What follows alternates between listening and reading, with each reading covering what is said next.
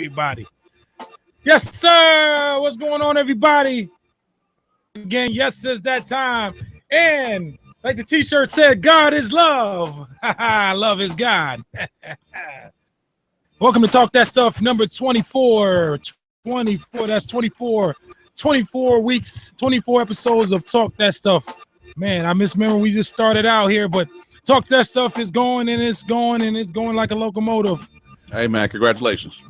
Yeah. Let's welcome the panel in tonight. We have up in the D, my man, Mr. Wallace, the villain. Was good. Where's Wallace? Where's Wallace? In Old Town, we got my man RTO Beats. What it do? RTO's going Mr. Fruit of a Loom. No. Man, inside, nothing crazy. In the D also got my man, Mr. CMA, Mr. Tashir Richey in the building. What it be like? And I am DJ Wide to the Body, DJ Wide Body, WB, Wide Bizzle, Wide Body. Oh, what is that bass line? That's what I'm saying. I'm like, that's what I'm saying. Where did that come from? That's you dope. Speaking to my soul with that one. Like, somebody even messing with Monarch, huh? Yeah. Is that Monarch? I got that's Base Station Novation. Oh, okay. Oh, Yeah, okay. I got that. Yeah. I need to Yes, go. sir, man. I need to go and fucking install mine because I got it too. I love that Base Station, man. What's that again? If RTO got it, I gotta get it. So what is it? Novation Base Station. If you got any kind of Novation or Focusrite products, you get it for free. Yep. I got that mini launch pad. And let me see something. No, go ahead. I'm sorry.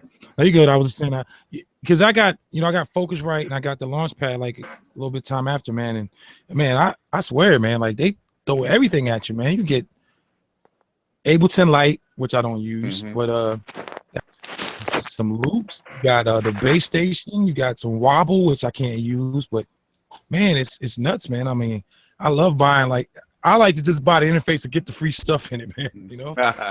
Well, the other thing is, and we've talked about it. All of the people who are Novation and Focusrite users, now you get those free plugins every month.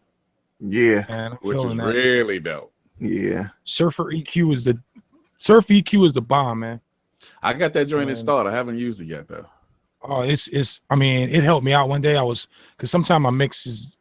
For some reason I like to put the highs in there, man. I put that EQ in it. Maybe it was just the right time, right place at the right time. Because that Surf EQ, man, it just clarified everything. And I was like, you're gonna be, man, like straight up.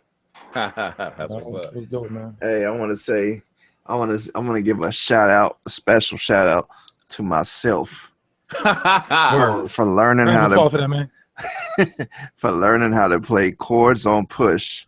Oh yes, I'm up here. I done handled my chord game on the actual pads now, so I'm happy as fuck about that. So he got so let's analyze this. He has the push 2. He has he has a sustain pedal. Yes. He uses the note, or I should say, what's the term I'm looking for? The scales. And now he knows the chord stuff over there. I mean, yeah, I'm not even using scales. I'm in chromatic now. Okay. I got chromatic popping now, so yeah. I got the same thing going on that jam, dude. I use not to get too much away, but I use the jam probably. Jam.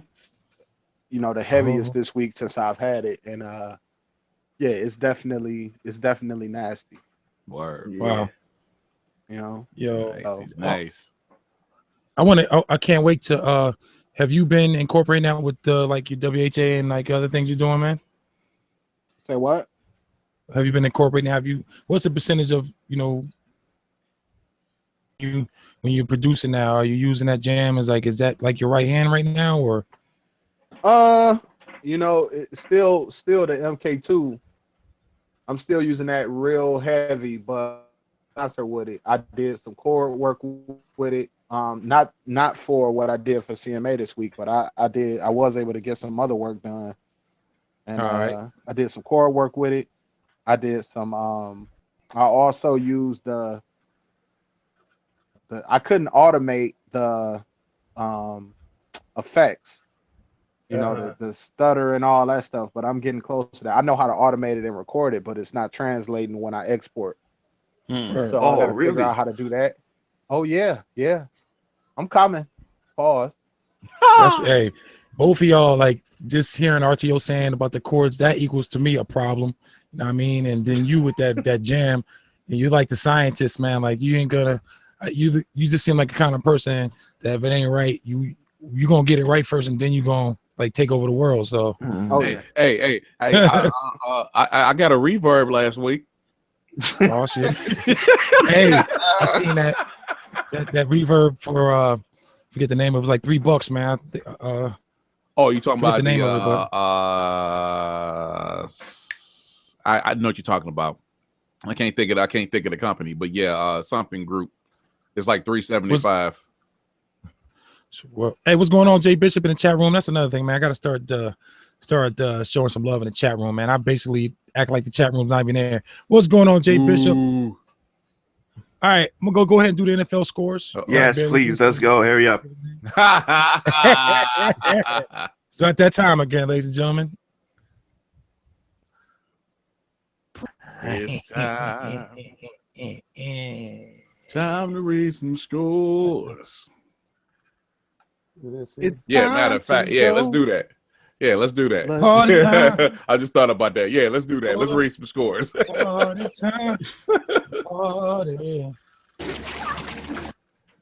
this guy with the soundboard.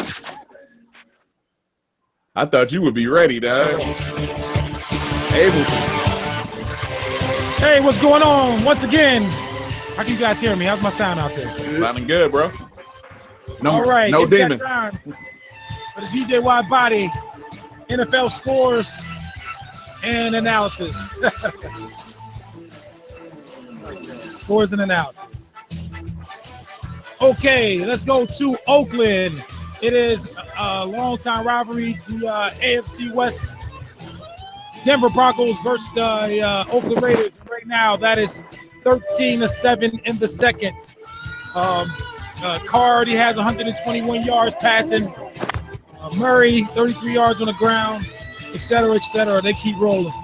That's Oakland 13, Denver 7. I'm sorry. Hold on.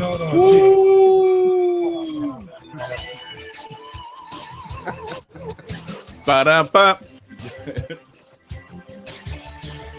Man, he stopped his whole. He stopped the whole production. And action. Up in Oakland, it is the Raiders versus the Broncos. This division rivalry has been going on for a long time. And in the second, it's the Raiders up on top of the Broncos, 13-7. The Oakland Raiders are on a tear this year, and they continue to tear through the NFL on the road. In Baltimore, it was the Ravens over the Steelers, 21-14. Big Ben Roethlisberger, 254 yards, 1 touchdown, 119 in the loss. A very crippled Ben Roethlisberger. Bell on the ground, 32 yards out of 14 carries. I had him in my fantasy. He had like 1.3 points, whatever. No Antonio Brown on the board was doing anything. In Minnesota, another rivalry, the Minnesota Vikings versus the Detroit Lions. And the Lions roll over the Vikings 22-16. Say it again. Vikings are now 5-4. Vikings are 5-3. Man, Stafford had 219 yards, nothing fancy, 2 touchdowns, 1 interception. Riddick, 14 attempts for 70 yards. Sam Bradford with the Vikings, 273, 1 touchdown. Hillman, 30 yards, and that's Diggs. Not really a fancy job, but they get it done. The Lions continue to be 1 game over 500. They jumped for 1 game over 500. And the Lions, they're looking good this year. We'll see what they do. In the old Meadowlands, there's the New York Giants against the 4-4 Eagles.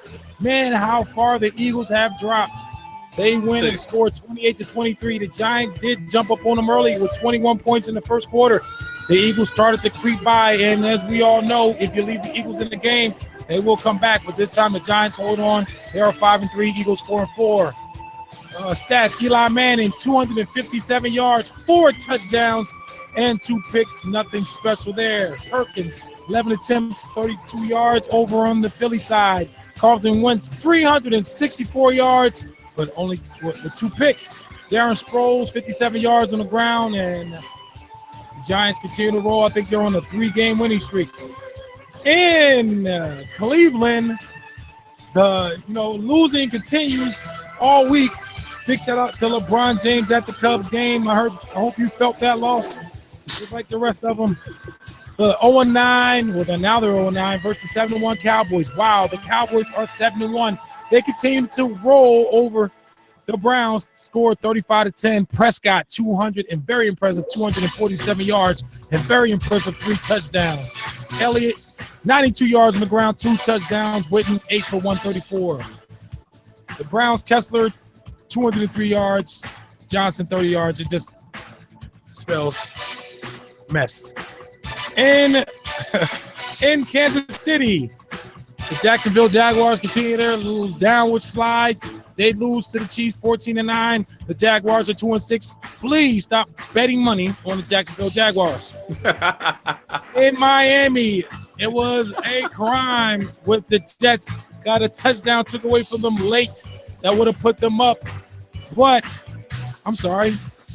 Yes, that would have put them up, but they lose. They were up 28-27. The touchdown took away. The Jets lose down in Miami, score 27-23. Tannehill had a very sloppy 149 yards on the ground. In the air, 1 touchdown. Ryan Fitzpatrick, 192 in the air, 1 touchdown, 2 INTs. Forte, the rejuvenated Matt Forte, 92 yards on the ground. And Marshall, he has 59 yards, 1 touchdown, 3 receptions. Wow. I would have kept giving the ball to him. In San Francisco, the losing ways continue.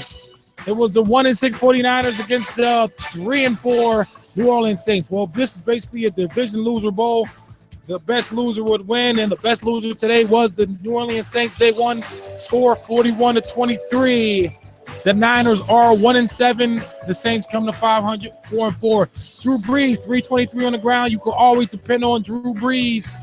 Mark Ingram, 158 yards on the ground, 1 touchdown. I think he leads all backs with 158. 49ers, Colin Kaepernick, 398 yards passing, 2 touchdowns and 1 interception. So the front office, they're planning to put Kaepernick out there to make him look like he is not a good quarterback, threw 398 yards in the air. But that's, saying something about the New Orleans secondary anyway. Yes, sir. Moving on, the Panthers and the Rams. Check the Panthers slide, eased by the Rams, 13-10. Both teams are 3-5. Cam Fick-Newton, 225 yards in the air, 1 touchdown. Jonathan Stewart, 42 yards on the ground. Wow. Gurley, 48 yards, 12 attempts. Bad day. In San Diego, this was a high-scoring one. It was the 4-4 Titans against the 3-5 Chargers. And ladies and gentlemen, the Chargers put up 43 points. The Titans 35 points. Mariota, 313 yards passing, 3 touchdowns, but 2 picks. My guy in my fantasy, DeMarco Murray, only 51 yards, 1 touchdown, 14 attempts. Phillip Rivers, 275, 2 touchdowns. So they were ground him on the ground. Gordon, 196 yards rushing. I think that leads all backs as far as Antonio Gates still out there catching TDs, 1 touchdown for 75 yards. Now, this one was a shocker. Almost spells trap game. The Packers versus the Colts. And the Colts, now 4-5, go into Lambeau and beat the Packers 31-26. Andrew Luck, 281 yards passing, 1 touchdown, 2 INTs. Aaron Rodgers, though, still impressive.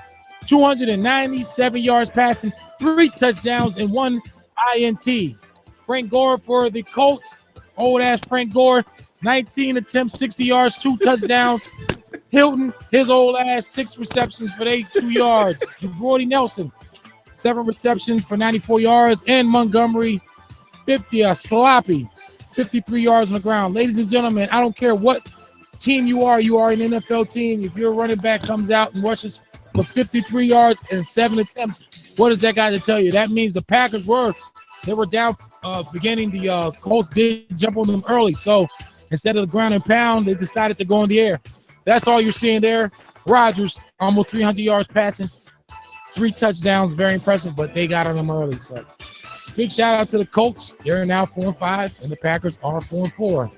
Monday night, the final on Thursday, the Falcons roasted, seared, air fried the Tampa Bay Buccaneers 43-28. Matt Ryan, 344 yards, 4 touchdowns. Freeman, 77 yards on the ground. Julio Jones, 8 receptions, 111 yards, 1 touchdown. Jameis Winston on the other side of the ball, 260 yards in the air, 3 touchdown passes. Barber, 31 yards rushing out of 11 attempts, almost 1 damn yard a carry. Mike Evans, 150 yards. They cannot do it alone. The Buccaneers have a great core. They have a great nucleus. They just need to put it all together. You can't be losing like that at home. 43-28. And on Monday Night Football, it is the 4-4 Bills versus the 4-2-1 Seattle Seahawks. The spread, the Seahawks have a 7 point on the spread. Cats to look out for. Russell Wilson, he has 1,800 yards already in the air, 5 touchdowns, 2 INTs. Tyra Taylor, 1,400 yards. Shady McCoy, 598 yards on the ground so far. Woods, 290. Wow. It's shaping up to be a scrub ball. I don't know what's the Seahawks are 4-2-1 though, man. Very, very quiet 4-2-1. Yeah, they are. Ladies and gentlemen, that is Wide Body the football scores and analysis. Thank you very much. And we are done. Pulling for those Raiders, man. Hope they continue to win, man. Yeah, I like to see them win. This is a race for first place. We gotta get this win. We be in first place. Like we already doing way, like we haven't done this good since we went to the Super Bowl. Right. And that was in 2002. So right. And you know what? I can't believe we're sitting here talking about the Raiders division leading or playing to top the division in the middle of the season. So good job on that. Yeah, real talk. Because I mean, I was like, my thing, I just wanted us to be over 500. That was my thing. Anything over 500, cool. That's extra treat. But I just wanted to be fucking 500. But I was not thinking fucking leading the division though. Especially, fucking Broncos winning the damn Super Bowl and shit. I definitely didn't expect that, but hey, I'll take it.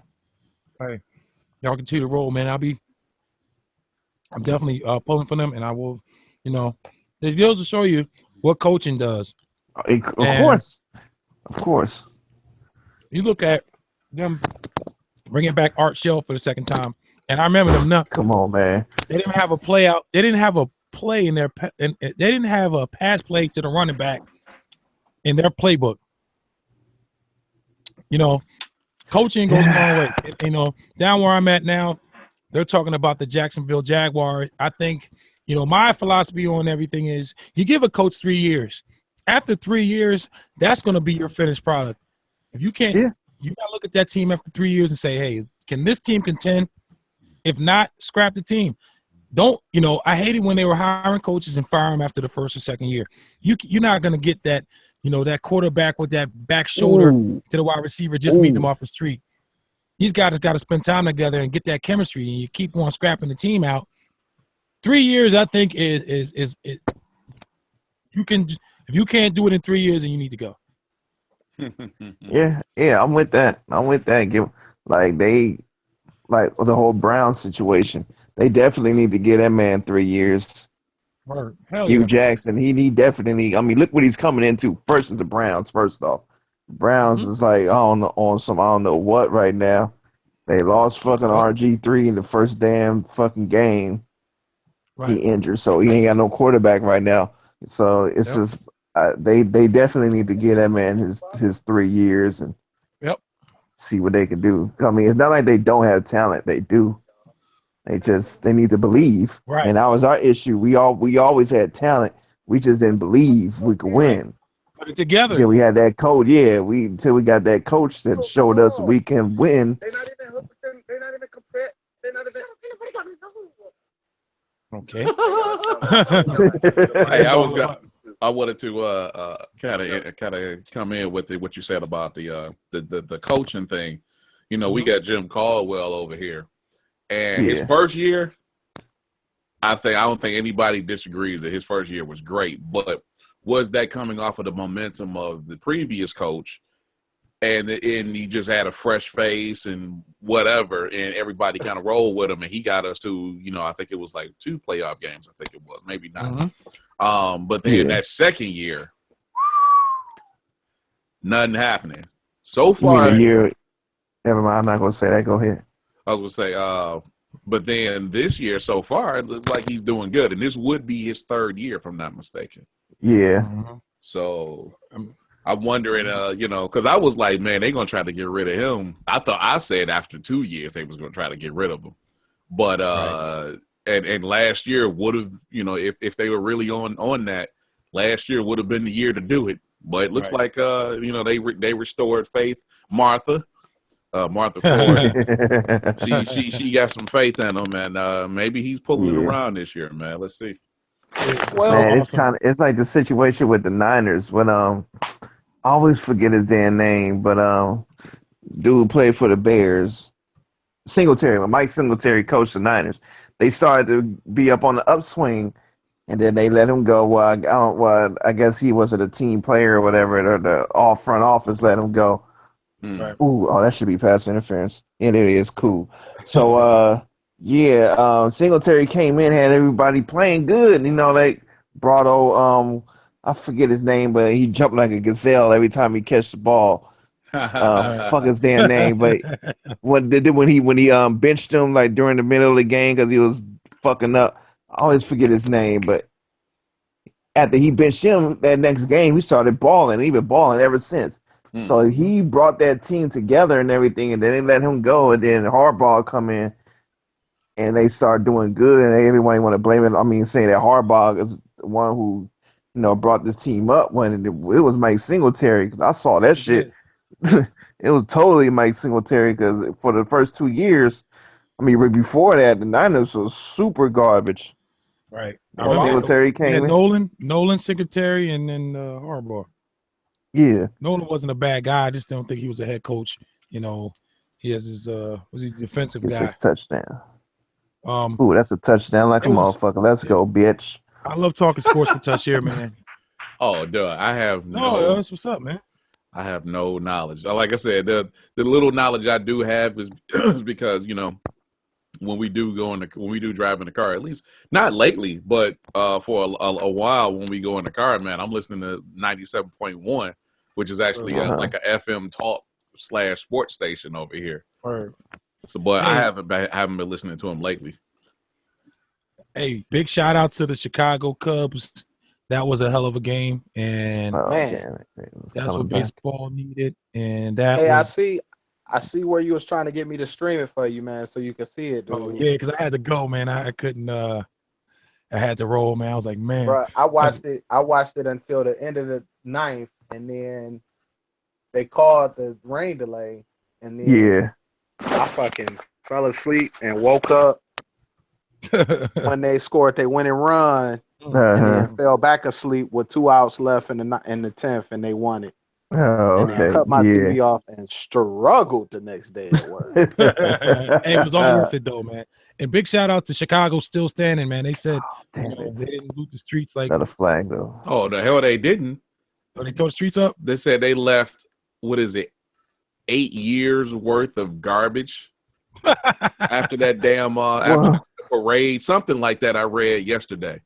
That's one of the biggest gatherings. Well, at least they didn't burn it up like fucking LA did when the Lakers when they won the championship in 2000. They was setting cop cars on fire and all kind of shit.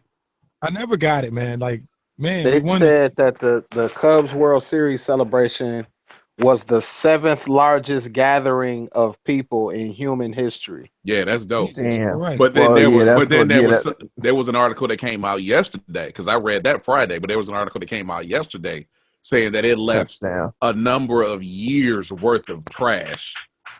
Was this for the celebration or for the for the picnic or whatever it parade? was. The parade. Yeah.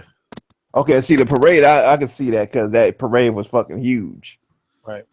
I know when the Giants. But I'm glad they didn't fucking riot and loot and all that shit. Like that's what happened in L.A. And they kind of did it when the Giants won back a couple of years ago. They was like setting castles dancing on top of the fucking public buses and trying to like police cars on fire and shit and all that. Bad, So motherfuckers be wilding out when the team win and shit. Yeah, usually dance on top of cars. I got a lot of balls going to a public bus. Jesus Christ. Oh, you motherfuckers out here thiz dancing and thiz facing and all on the bus and shit. Still trying to do the hypey shit out here.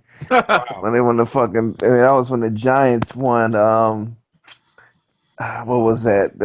Not the last championship. The World Series. Yeah, but not the last one, but the one before that, because they won like 3 in the first like 5 years or some shit like that. It was the very first one. It was like 2010 and 2012. Yeah, 2010. That one. The dude with the long hair that he don't play no more. He kind of stopped playing white? the pitcher. Yeah, he white. The pitcher. Lincecum. White boy with the long hair. I like how you did that. That was nice. That was smooth. He was only 20. Yeah, you can't. Yeah, dude. You probably. I mean, look. That little son of a bitch probably used to almost hit 100 miles an hour, man. Yeah. He must. I mean, shit. Look at the I don't know if you watched the game, but for the Cubs, that youngster. I guess he was black, but he was like 25. I forget his name. Dexter Fowler. Was that his name? Black dude, yeah. Yeah, he was hella young. He was pitching the hundreds, and he looked like he was fucking a buck 30. About Aroldis Chapman. Chapman. No. That's the dude who was fucking up. He saw when he as soon as Chapman came in, because I guess he was a closer, right? Yeah, came in and they scored like they tied it when Chapman was on deck. But the younger cat, they came in right after Chapman. He pitched like he got I forget his name, but he only came in for a half a second. But dude was hella, he was like 25. Dude looked like he was like 130 soaking wet. Throwing all kind of fastballs. He 100s easy. So I'm like, these little skinny motherfuckers out here throwing heat, man. But yeah. That was the first time I actually ever watched a whole damn baseball game from beginning to end. Yeah, I saw you tweet. Oh, this is gonna make me a baseball fan. Yeah, hey, I was fucking with that game. I could do that. That's what's up. Because it's the championship was on the line, so that gives it that. My bad. Sorry about that. Hey, you doing, wide body? Oh, you over here changing backgrounds. Nice. Yeah. XSplit I don't have that. Big shout out to XSplit, man. Big shout out to y'all, man. Y'all have opened my eyes to so much technology, man. I need my shoes to get laced up. I need somebody to lace me with the XSplit shoes, baby. The XSplit shoes. Hey, what's up with them Back to the Future joints? Have y'all seen those? Yeah, I seen them. I saw a dude, he did a video, like he got one, it was like a lottery or something. He actually was able to get a pair, and he tried it on one time. He tried on one shoe. You talking about MKBHD? No. Oh, really? Marcus got some? Yeah, he showed a video of I didn't even see that. Yeah. Oh, okay. No, this was a white dude. Okay. This was some random video somebody posted on Facebook, and I just happened to watch. White dude, he got a pair of them, and he tried it on and put it right back in the box. Like, hey, I ain't mad. Hey, real talk. Y'all hear what y'all think about that Lil Wayne thing? Oh, come on, man. I'll just say this. All right. Oh, go ahead. I'll just say this. First of all, we should not we should be in a better position ourselves to not have to wonder or care about what celebrities say. Right. You know, you should have your own opinions and whatnot. But with that established, I'm disappointed because I'm not the biggest Lil Wayne fan, but I do appreciate what he has done over the last several years as far as music and whatnot. But I was actually pulling for him as far as this whole he and Birdman thing. I'm like, yeah, I really hope he get his money right and he gets out here and he can, you know, maybe do some music again, whatever, you know. Right.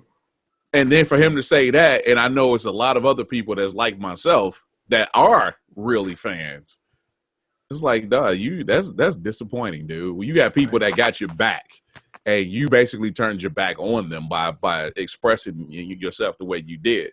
I get it, where you know you're somewhat. I can't say it exactly above the law, but you may not run into complications like, you know, us four in the panel may be, you know, like we may on a regular basis because you're a well-known, you know, worldwide celebrity. But for real, at 80 Day, dog, they can break you down. Oh my God. That's BS.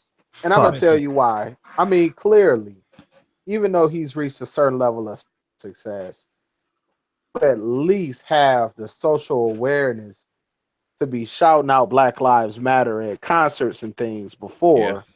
Yeah. You know what I'm saying? Clearly there is a substance abuse issue that's going on with him that is above and beyond what is normally acceptable. Clearly. Yeah, I mean, this he's dude, back on it. But here's the problem. The manner in which he was behaving justifies he was blasted emotions, during that interview. Yeah, the thing is of intellect and everything. I mean, he might as well have got out there and literally started butt dancing and you know what I'm saying, because he was buying in to the same negative BS that we get marked up as all the time anyway. Right. Mm-hmm. I would say I'm disappointed. I don't expect a lot from Lil Wayne. You know what I'm saying? I mean, he is Lil Wayne. I'm not expecting golden commentary. I'm not expecting a Boyce Watkins video from him. But at the same time, it's like I like that reference. it's unreal, dog. I mean, I'm like, you on ABC, you on Nightline, and you 35 years old, and you waving a gang flag while being a multimillionaire. But think about that, though. Think about the timing of that whole thing. Just think about that. We getting ready to vote, and we got all this stuff happening in the streets, and they just happened to post him up in front of the entire nation and the rest of the world on that night. It's perfectly timed, dude. Set up, volley, serve. And the thing about it is he doesn't have enough respect for himself or his race to just show up and just kick it, you know, be clear-eyed and clear-minded. He was easily blasted doing that. Oh, yeah. I mean, he's always gone. Yeah, and all I saw was just the segment that everybody is talking about. I'm like, this dude is gone in this part. Right. The thing that I saw, like, well, I mean, from what I heard, First off, let me say that I ain't looking, like Mr. Waller said, I ain't looking for no fucking intellectual type of commentary from Lil Wayne. Like, first off, like, Lil Wayne gonna say whatever dumbass shit he says because it's Lil Wayne. Right. So, when he did that interview, I guess before the footage that wasn't shown is him and the woman doing the interview got into it. Like, she asked him some question about how do you feel if some dude called your daughter a bitch or some shit like that when you use bitch in your music and all that shit. And so he got pissed off about that. And then after that, then that's what we see when he's talking. So from that being said, he had a shitty attitude towards the shit towards all the questions she was asking him. So that's why he was like, when he said that, you know, like, my life matter, especially to my bitches and all that, he was kind of throwing shots at what she said. But of course, we all know that dude was fucking. He was going out of his mind in the damn. Right. Yes, In sir. the damn. Right, right. I mean, Still, even though that is what happened, the shit that he said was stupid as hell. Of Yeah, course. very. look, I So I look mean, at it yeah, I like mean, there ain't this. no I excuse for it. So you know, look at it like this. You've had a record deal for 25 years. You've been signed to an international record label for at least what, 20, maybe 19, 18 of those years, something like that. Since which means that you know how this game go. You know how it go. yeah, You know that your interview is gonna be sound bites. Yep. yeah. So Hell be yeah. smart. Hold on. Be cognizant of the fact that all eyes are on you, whether or not you want to or not. Yep. And Ti supposedly kind of got at him today Oh, on yeah. Oh yeah, he Instagram. did. Like, Yeah, bro, he you did. got He a did. He did. responsibility. That was But, that but was. yo, but I yo, love what he wrote though. I'm not feeling that because Really? Okay, I I understand this why. I dude got you why. literally just got caught up for cheating on Tiny and getting this other chick Yeah. pregnant. You can't talk to me, dog. I He mean, did? we're not perfect. None of us are perfect. Yeah. But come on, dog. That as they say, that corpse is not even cold yet. Come on, man. Yeah. Yeah. I'm with you on that one And though. second thing is, he's supposed to be this man. He could talk to him behind the scenes, man. Like, yo, Yeah. Lil Wayne, what the hell are you doing, man? You know, I was thinking, yeah, he should have hit him up definitely because he's talking about your daughters and our daughters played together, Yeah. pretty much the opposite of Kanye and Jay-Z. But he definitely should have hit him up behind the scenes and everything. But I was thinking maybe he did it just to show that maybe there's other cats out there that's acting hella buffoonery and all that, and he was kind of like addressing them too, but not really addressing it. But he's gonna put it out there in social media so other cats will see it He and be like, jumped out, he jumped out there just so he could try to take some of the heat off of himself. yeah, Mhm. he did, and he just released his album, so Right. pretty, Trying to switch the script, partner. Right. yeah, It's and like he I just, you like dog, you know what? Again, I'm not a huge fan of Clifford, but I like him. I would say I like him more than Wayne, truth be told. oh hell yeah, Uh-huh. But hell yeah, when you keep doing dumb stuff, though, you have a career, or I should say a history of every couple of years you do something incredibly stupid. It's just like, come on, man. This really annoys me that we have to constantly talk about these people or these examples when in reference with with dealing with us. We are hip hop. Everybody on this panel, cast that's in the people that's in the chat, we are hip hop, and yeah, this is who, because they're much bigger or they have time that they've been out. These are the people that are being upheld as the leaders or the faces, voices, or whatever of the hip hop culture, currently or otherwise. And this is what we got to deal with. Come on, man. Yeah. It's so Hey. annoying, man. So man, wide body, man. We need some other topics. These Is this should T-Pain, be is it be T-Pain in the making me Hip feel Hop Hall of bad. Fame? T-Pain? Does T-Pain go in the Hip Hop Hall of Fame. Yes, he does. Yeah, I would say. I say mean, he was. Yeah. yeah, yeah. I would. I mean, I'm not putting him like in the top 10, but in the Hall of Fame, depending on how many that what we talking about, like 100 or whatever. Well, here's this. But Hey, I just got a straight up Hall of topic. I got a topic that I want to talk about. Well, let me hit this real quick. The reason why I would say yes, and again, I'm not a huge fan of him, but I respect him. The reason why I would say this is because he is hip hop in the sense of taking something that was meant for this and turning it into that. So he turned auto-tune into a real thing, a real instrument. You know what I'm saying? Where it was supposed to be like pitch correction or whatever. He turned that joint, he innovated the uses of that joint. So and he's famous, and I've never seen him say or do anything incredibly stupid. Nothing on a Lil Wayne level, like I ain't hip hop or Black Lives Don't Matter or whatever. I've never heard him say anything like that. So in my eyes, I say yes. Like, to me, that dude's a regular old dude. He's just out here doing his thing. Right. And yeah, I mean, I ain't gonna say he invented auto tune, but he showing the fuck brought it to light, and everybody's still on it to this day, Right. butchering the hell out of it. Yeah. And he did it right. He used it as an effect to go along to accompany his voice. Yes, sir. Motherfuckers just out here Because just he's already, he can a already good singer, yeah. Sheesh. That's crazy. And not only that, the man can spit too. No, go ahead. What we talking about? I'm sorry. Ooh. Who we talking about? Oh, T-Pain. Mr. Wallace adds a T-Pain if he's in your put him in the Hall of Fame. Hall of Fame. Hip Hop Hall of Fame. But I got a better topic. Let's go. Okay. I want you to think back. There are seminal projects that have come out over the course of hip hop history. You and everybody around you were affected by. Yesterday was the 20-year anniversary of the release of Machiavelli. Wow. Tell me your Machiavelli story.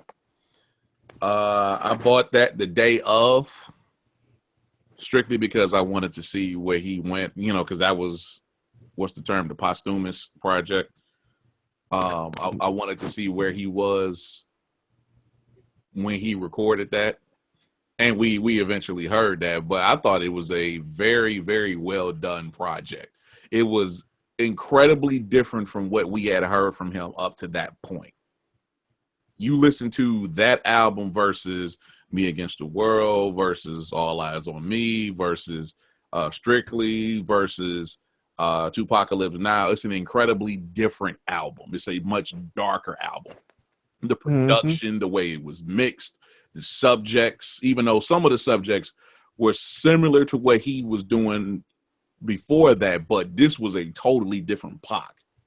And I really enjoyed that album. I still like that album to this day. I actually like that album better than the whole of All Eyes on Me. Man, that's my shit right there. All Eyes on Me, man. That just was a great album. My life. It's a great album, but I like Machiavelli a little more as a project. I can listen to Machiavelli, whereas All Eyes on Me, I'm going to be skipping some songs. I just don't feel like listening to him that day or whatever, or that many songs. You know what I'm saying? Yeah. It was the most cohesive project by Tupac. In terms of having a common thread. Let me ask this real quick. Would you say that over Me Against the World? Yes. Wow. Okay. Yes. I think that Machiavelli had a production quality that Me Against the World did not have. How so? I mean, Me Against the World was dope. Me Against the World has some dope joints, but like I said, there was a certain production quality in terms of how the songs blended together, how the songs were really effective at conveying the hunger and the emotion that was involved in the different messages that he went from White Man's World to Hold Your Head to Against All Odds. Yeah. I mean, he was really at a place where he was able to really match whatever was in front of him. Right. And that was beautiful. For me, I was in college. It was my second year in college. In college, I had only had a vehicle in college. I only had a car in college for about 2 years. And I went and copped it. And me and one of my partners went and got it. Shout out to Mark Child. And went and got it and kicked it and bumped it. And it was just so out of control. Yeah. So out of control. Oh. So I was in the Army when it came out. For me, my joint on that album, I got 2 joints that's on that album. It's a lot of joints that get a lot of attention, but to me, Blasphemy was out of control. That's exactly where I was going to say. Thank you, Doug. And Hold Your Head was out of control to me. Hold Your Head was like, I think, where mentally Pac would have been moving towards if he had remained alive. We was talking about currency means nothing if you still ain't free. You know, all of those things. I mean, it was just a real powerful record for me. I didn't really get too much into like to toss it up and to live and die in LA. I thought that was more like your standard fare. Right. But I like that. I like that thickness. You know what I'm saying? Pause. I like that. You know, those records that got like some body to them. Right. You know what I'm saying? So Mhm.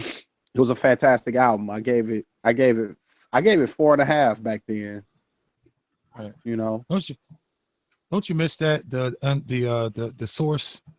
You I know, do. with the mics, man. Like, yo, what? You know, like Shout out to that, like, Benzino. But it's like baseball though. But it's like baseball. Like baseball has been virtually unchanged in the Right. past 100 or so years. It's like Right. that is like the perfect rating system for everything. Right. So, I To mean, me, the 5 mic system. Shout out to the You know Benzino what I'm for saying? ruining yeah, it. man. Yeah, he tore that up. You You know, know, and when he had made men all over the freaking cover and right. 5 mics. Come on, B. I got into a online discussion with some cats that was trying to argue that it did not have the longevity that a 5 mic album is supposed to, and I'm like, you are Oh, out of you your out your mind. motherfucking mind. You are crazy. Crazy. You are smoking crack. For real. On cocaine. I think To Pimp a Butterfly, not to get off subject, but I think To Pimp a Butterfly is the best album of the 2010 so far. I would say Thank arguably it's you. a top 10 hip hop album of all time. Thank you. Mm.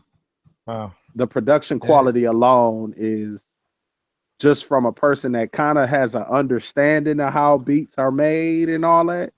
The production quality is out of control. If you really pay Speak it, attention, church. Okay, let me ask you this: Could it swim with the?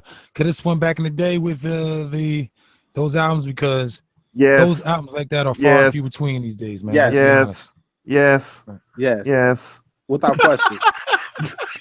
Think I'm about it. loving Think about it. Do it RTO, like dog. this. Think about it. Do a name game with it. Do a name game with it. Think about it like this: Midnight Marauders Yes. or To Pimp a Butterfly. That was my shit right there. Midnight Marauders or To Pimp a Butterfly. America's Most Wanted. It Which takes a one is nation better? of millions. To me, it's midnight because it's just. I'm a bad person to ask, man. Like this, and I am too because I'm gonna be kind of West Coast biased on this one, but Right. To Pimp a Butterfly. Do this one. To Pimp a Butterfly or the documentary. To Pimp a Butterfly. Mm. To Pimp a Butterfly or Machiavelli. Ooh, shit. All West Coast now. Because I was, you know what? I would say to Pimp a Butterfly because there were just more songs that I liked on that than there was on Machiavelli. What was your favorite song on To Pimp a Butterfly? Oh, my favorite song off the Pimp a Butterfly is Mama. My man. Yes. That shit, dude, man. Not first, man. Yes. Hey, dude. Me and my wife went and we downloaded it. We both sat there and listened to that shit together. Wow. And then the moment that came on, because we haven't heard nothing about it, because I put her up on Kendrick, and I was like, "You got a new one," and she went and downloaded it. We both listening to it on laptop speakers. It was blown away. Had to go riding like immediately to go listen to that in the car. Like, man, dude. And then when that song came on, I was like, "What the fuck, dude?" It kind of put it over the top to me. Yeah. Because by that time you had heard, Wesley's Theory and These Walls and All Right and all that. Yeah, I mean, when These Walls came on, we both was like, "Holy like, dude!" Yeah. When These Walls came on, just the musicality of that one alone, I was like, "Whoa!" I was not expecting that for Kendrick like that. Yeah, I mean, he made this shit just for pretty much all old school cats, like of our generation. So I was like, "Oh my god!" When I heard that, and then it just was from that, and then this, and then this, and then this, and then it was for pretty much all old school cats, like of our generation. So I was like, And "Oh then, my god!" When I heard that, how much Then a it dollar just went on costs, that, and then this, and then this, and then this, and then hood politics. Old school cats like of our generation. All right, who got the delay I going? was like, yeah, Blue How much pineapples. a dollar costs. yeah. That's, My bad, that was me. God dang it. oh, Way to What's go, up, Blue What? pineapples? Hey, oh shit, what I was gonna say. Boy, I forgot what I was gonna say. All right, Never cool. mind. Thanks y'all for coming out. Thanks for coming out. Good night. Hey, big. I was going to speak of Machiavelli. Man, when that came out, jeez. I'm gonna just say when Pac died, I remember I was at school. I was walking. I was on my way to go sell some incense. Coming from Yeah, I bet it school. was instant. Uh, I know they made incense that color. like, nah, bro. It was sage. It was sage. It was sage. I had a My big boy, bundle of okay. sage. I had a QP of sage. But no, RT over there with the Nog Chomper. you know, it's funny though. I sold Nine Chama, but that wasn't like everybody had that shit. So we had our own special shit. So I told you we had the oil, so we can make whatever oil that we had into incense. So like I got cocoa mango incense and blue Nile and all this shit that you could wear as oils. We had incense of too. Wow. But I remember on my way to go sell at my normal spot in San Leandro, and I was walking by one of these strip malls that we got on 106, and I was just seeing cats with these little, and pretty much when someone that they know died, they wear like a little medallion with a picture on it or whatever. Yeah.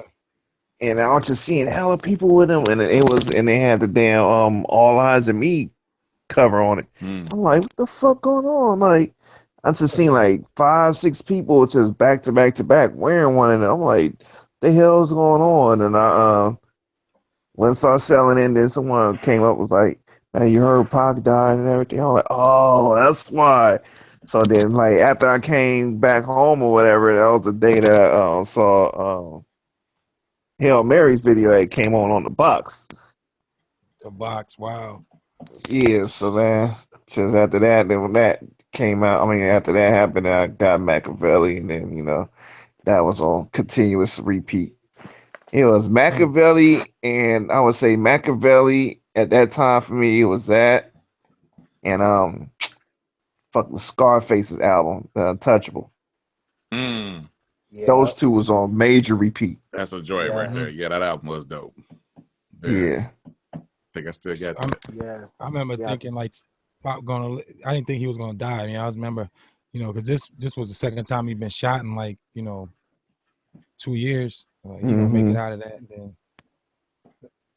then, that's crazy, man. Yeah, but what was you gonna say, Wild Bunny? No, I was saying I wasn't. It had nothing to contribute to the conversation, and I wasn't going to ruin the conversation because good conversation is good conversation, man. And here at Talk That Stuff, I love people to veer off what the subject is. I love it, man. It makes for good conversation, and you know what I mean. Like I've always, that's how I look at shit, man. And I'm cool with that. Even though I put up topics all the time.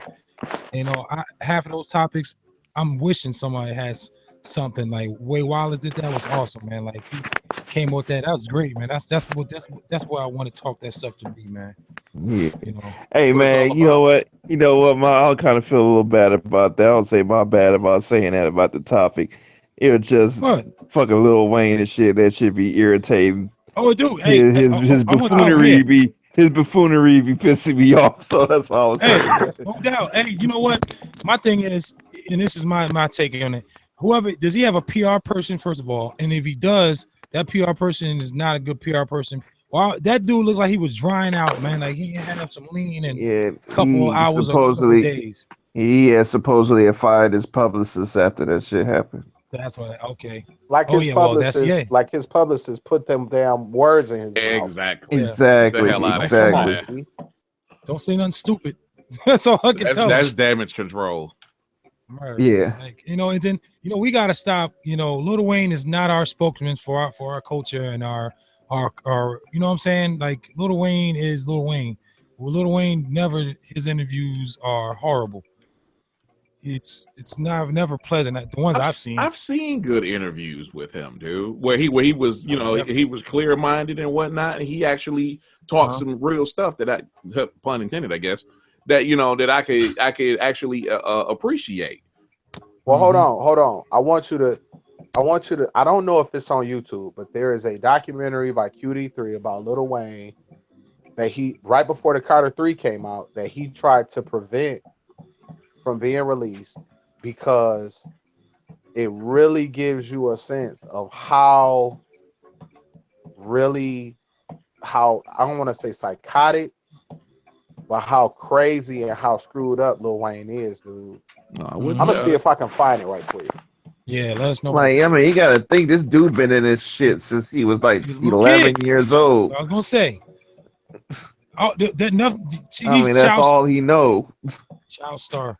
The child stars. What child star that's sane right now?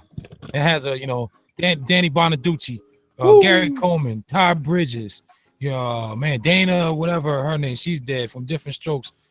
Chick from One Day at a Time, Mackenzie Phillips, whatever her name is. Wow. These child stars, man, never, because they're thrown into stardom, and they're used to probably people, I'm sure Lil Wayne feels like he's the king of some shit, man, and now things aren't going. He can't put music out.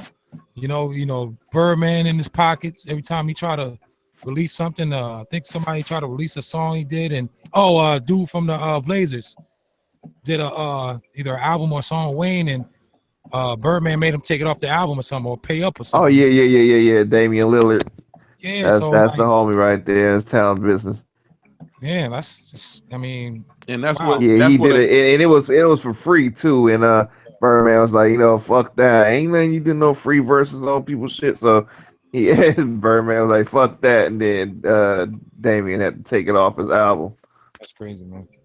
So, and that's what pisses me off is like so many people want this dude to get out of his contract and to be able to make music again. So many people are actually rooting for this dude, right? And that's how he pays them. You know what I'm saying? I feel you on that.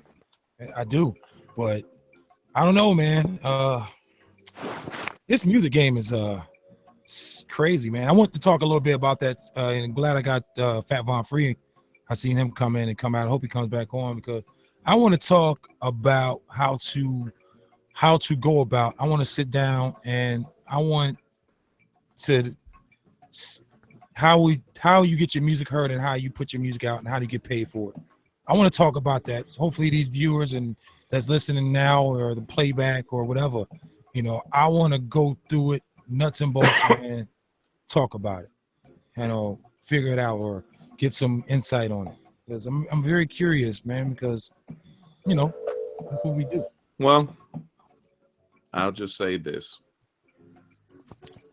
We all know, I don't know if we're willing to admit it, but it's no path to this anymore. There's no golden rule. There's no certain routine or steps that you have to follow anymore. It none of that. None of that matters anymore. Now it's all about right place, right time, connection, pretty much it. Right. I think everybody in our collective is a perfect example. I sit here, I look at Wallace, I look at RTO, I look at yourself, and I'm just like, why the hell cats ain't out here, dog? Because we either had to pay bills or we weren't willing to put ourselves out there and whore ourselves out or let's go or whatever situation may be. But that's from what I see. From what I see and having been, in my little corner of the game for as long as I have been, it's just a matter of the standard, so to speak, no longer exists. It does. Man, and you know what? I'm glad you brought that up because when we're talking behind the scenes, and this is a perfect entrance door to what we were wanting to talk about. And you, prime example, yourself, you've been, you haven't punched the clock for a while. You've been out there, you know, you've sacrificed, and you know, just the dividends what you sacrifice are paying off now, and you're a prime example of where a lot of people in this business want to be. And perfect example. So do you want to, can you please take us on a little journey of how you got started and where you at now, man, as far as You know what? As opposed to taking this, you know, a 5 to 10 minute, you know, dissertation journey, whatever you want to say, I'll just put it to you like this. The reason any of you know me is because of YouTube. It's that simple. Mm-hmm. Wallace came to CMA because of the stuff that I did on YouTube. Same thing for RTO. Me and you met on YouTube over through Gadget's joint. Yep. I know Gadget because of YouTube. Same here. And so on and so forth. So what, you know, like I said, the game has changed. It's completely different now. And how it used to be, you know, I always go back to this example, you know, and shout out to RTO and all the other people out there. Dog, the first thing I ever heard of people getting their own music and being their own label was Too Short and E40, all them cats who would actually roll up in the park and sell their own tapes. Yep. All right. So, but independent hustle was on crazy out here. right, and that's what made me, you know, those cats. And I'm a huge Paris fan. Also, me and RTO have had this conversation a couple times. I'm a huge fan of Paris, and Paris was the first dude that I really recognized. He had his own label, plus he was doing all of his own production and so on. And then later on, I started seeing everybody else was doing the same thing, and it was West Coast. It was all West Coast cats. Yeah. And I implemented that into what I do. I've always wanted to be independent and whatnot. And I've always wanted to be in the position where I am right now, where I'm not punching the clock. And again, we had this conversation right before, you know, we went live. I have nothing but respect for cats that wake up every day and pay bills, you know, punch a clock to pay bills. Me, I can't do it anymore. But the only reason I'm able to do that is because I got on YouTube fairly early.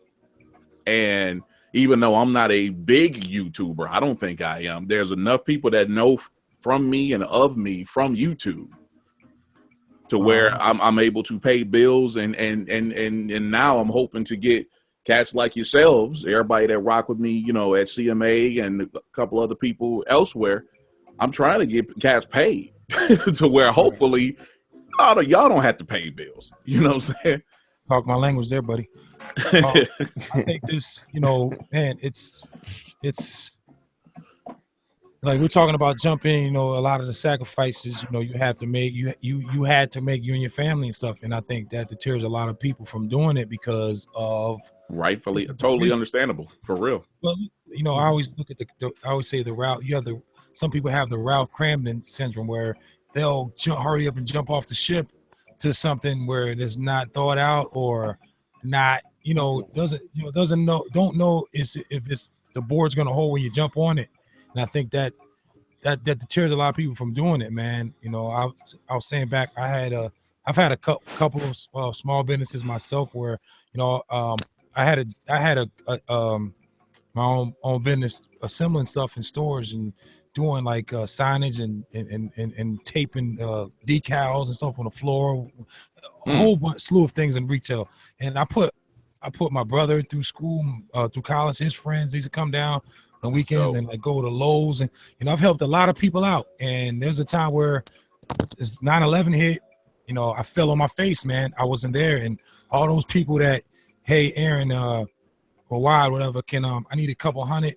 You know, my baby, you know, I got a newborn, and I ain't got no job no more. Or hey, come on and work. And those people that I've helped out, and I was the support system to them, like people that go through things need. And when I needed it, the people that I helped out, you know, I never said, hey, can I get that 200 I let you borrow a couple months ago? Right. none of those guys showed up, and they knew I was hurting, and my pride didn't allow me to ask for their help. Right. But they knew that, and none of them were there, man. None of them. So I gotta definitely respect for this to hustle, man, because I've been in the gutter to where I had to dig myself out with my own rope. No one threw me a line, man, and it's crazy. And that just goes to show you when people around you and say they're there for you and you're your boy. Yeah, well, you're boy because you're making them money, and you're there, helping them out, and the liquor's pouring, and everything's going. But when that stops, man, true people are gonna be there, and unfortunately, I was around a lot of unloyal people, man. And right. So I just I just want to throw that little story in there. But I'll never forget that. I'll never ever forget that, because if I do forget that, man, I'll end up in the same position. That's why it's very hard for me to trust people. And I've if I only known you guys for a short time, and one thing that I like about this collective here is that people are egotistical in their own way. My beats are the shit, and that's fine. I don't know anybody here that's stuck on themselves around me, man. And that shit feels so genuine, man. You know what I mean? Like, going without being said, it feels so genuine. Right. And I think that real great minds think alike, and the real flock together, man, at the end of the day. Especially when you grow up and you get, I'm grown now, man. Like, I see things are slower for me now, and I'm able to analyze things, and I've seen the fake, so I'm able to. I have my fake sensors. I can tell what's fake, and I can tell what's real. And obviously, I'm not gonna go towards the fake. I have nothing to do with you. I'll flock with somebody that's real because I'm real, and we gonna vibe. We can sit here. We sit here all night on these things, man. People that are fake don't do that. Whoa! You revealing behind the scenes, bro. Whoa! Time out! Hold on, we got to keep some of the mystique, bro. what I'm saying, in those 2 hours that we're on, we're talking the whole time on here, and then we've had conversations, during the week and stuff, and people that are fake and not genuine don't do that, man. Well, I mean, it's I don't know if anybody has really paid attention to how I address us. And the majority of cats that's sitting here right now, we all are CMA, but we got digital hustle cats as well, and even some people that's outside of that. And I just call us a collective, dog. Pretty much. We are a collective, and this is what it's all about. This is what I've always wanted, truth be told. I have my own community, my own collective, and then I feel like I'm a part of one. But it's just to take a word from Wallace, the camaraderie that we all have. That's dude. And I've said it, excuse me, I think I've said it before, probably like after dark or whatever, but it's crazy how all the people that I've known throughout all my life and cats that I've rolled and rolled with in the hip hop scene, be it from my city or not, or whatever. And it's funny how the camaraderie over these last 10 months now that I've been rocking with a lot of y'all, and then, in the case of like RTO last couple and Wallace last 2 to 3 years, it's amazing how I have better camaraderie. I click with you guys more than I have with anybody else in my life. And I still got, I still got a couple of really cool, close best friends that we came up and went to high school and all this kind of crap. But it's weird how in this short time, how we've been able to click up and become brothers pretty much. You know what I'm saying? And sister as well. Shout out to Bless Girl. But that's what it is because we all want us to win, each other to win. We all push each other. We give each other crap. But it's all, at the end of the day, it's all motivation. It's all get off your butt, make some beats, or tweak this, or whatever. That's what it's all about, dog. That's what being a part of a collective is all about. Yes, sir. And I appreciate it greatly. It's not by mistake that we all came together like this. And I know, I've just, since I think I met you really got to know you guys in like March. A lot of you guys like RTO Netmaker, you guys go back a long ways. Wallace, you guys go back some time, man. I remember I'll see videos, and I'll see like I watch old CMA videos, you know what I'm saying? And I remember seeing like Netmaker or making comments like, damn, these guys have known each other for a long time. Yeah. That's still crazy. RTO, I see you on stuff like, damn, Yeah. man, y'all, you know what I mean? So, man, that's some faith stuff, man. I think this whole thing wasn't by mistake. It's by design, man, to do great things, man. Yeah. You know what I'm saying? And it's funny. Go ahead. No, I was gonna say it's funny because when we was on Gadgets Hangout, there was a cat, I can't remember his name right now, but he was in the chat and everything, and we were listening to our beats when we was playing our beats and everything, and he hit me up on YouTube through the messenger, like, hey, yeah, you dope out here, man. You know, well, I want you to, if you can, check out one of my beats and let me know what you think. Oh, is that? I go click on the link. Oh, that's old boy that came through the other day. Yeah. Oh, what is his name? I know because you ended up liking some stuff on his channel. I saw that. Yeah. Yeah. I need something. Yeah. So I went, heard it was dope. I liked it. Then everybody that's commenting on it is everybody I know. Fuck like D-Man and Reggie Reg and Immobilarity and everybody, Jazzmatic, everyone's all commenting on this stuff. So I'm like, shit, you already know everybody I mess with on YouTube, so that's what's up, man. That's crazy, it's man. It's a trip how it works out like that. I'm like, man. I think we culture savers, man. That's how I look at it, man. You know yeah. What I mean? And I'm not necessarily talking about, I don't think I'm stuck in the 90s. I'm stuck when there was good music, decent substance in music. I think I'm stuck exactly. And pretty much. Yeah, I mean, I'm like everybody here, we can make beats that's of today, and we can make beats that's of the golden era or whatever. We make what we like to make. It ain't gotta be just one style and one style only. My thing is, if I'm making something, I'm thinking of somebody spitting some real shit on it. Yeah, that's why I make a beat. Yeah, I don't make a beat, huh? I was gonna say, let's just be honest. We want to make music like what inspired us to make music. Yep. If that just happens to be the 90s, and so be it. Hey, you guys ever hear this before? That music and what we listen to, as far as rap music, is based on who's in office. I have heard that theory. I've heard that other theory in conjunction with werewolves and vampire movies as well. It's really weird, but it's like depending on who's in office, you're going to get this type of content. That's really what it boils down to. Right. That's odd. Because people feel like when Giuliani married New York, a lot of good ass music came out of New York, and Giuliani got my mind, soul, and my body. Right. Like that was real shit right there. And when Giuliani was in office, Giuliani turned NYC, took the crime rate down, man. Giuliani didn't play that, man. So a lot of people wasn't moving like they was moving it when Giuliani was in office, man. So yeah, but back then you had more, and I'm not saying necessarily of the music or whatever, or knowledge yourself or whatever situation may be, but you had more consciousness and a message within the music. Yeah, true. Mm-hmm.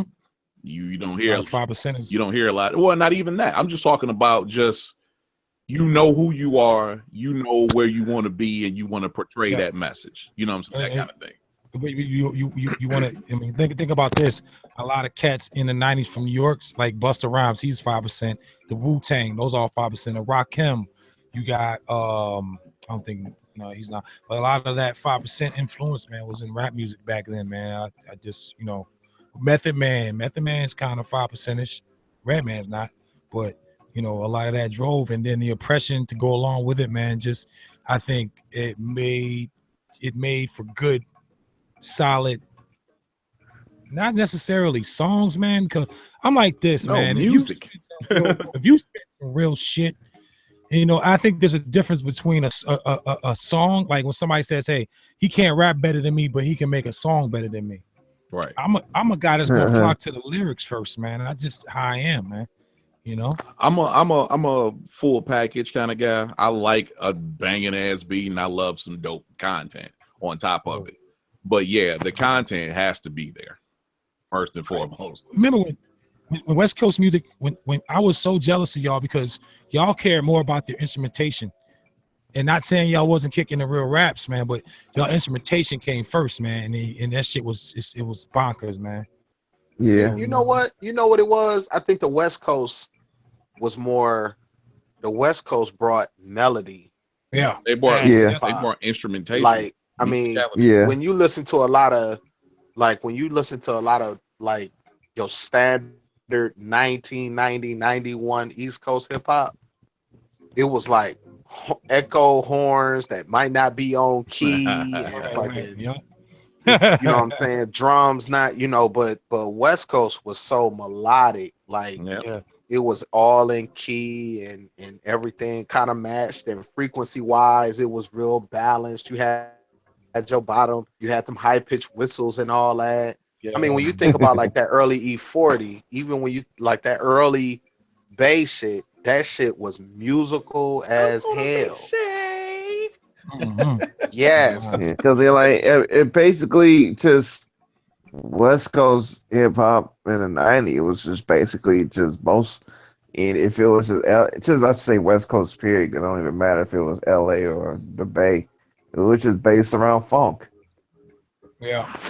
I mean, for Big the most influence, part, I mean, it was a huge funk influence, like huge. But I go back to this. Roger Oh, go ahead, buddy. I'm sorry. No, you go ahead. I was gonna say I go back to this, but we keep going back to the exact same conversation. East Coast had its own flavor, West Coast had its own flavor, down south had its own flavor, and those who were actually out from the Midwest at that time had their own flavor. That's what made hip hop so dope. Yes, sir. You can go. I used to take trips out, coast to coast, and the radio station dictated where you were, and it's not like that no more, man. And not even when we got the iHeart radios and the Sirius, that stopped before that even.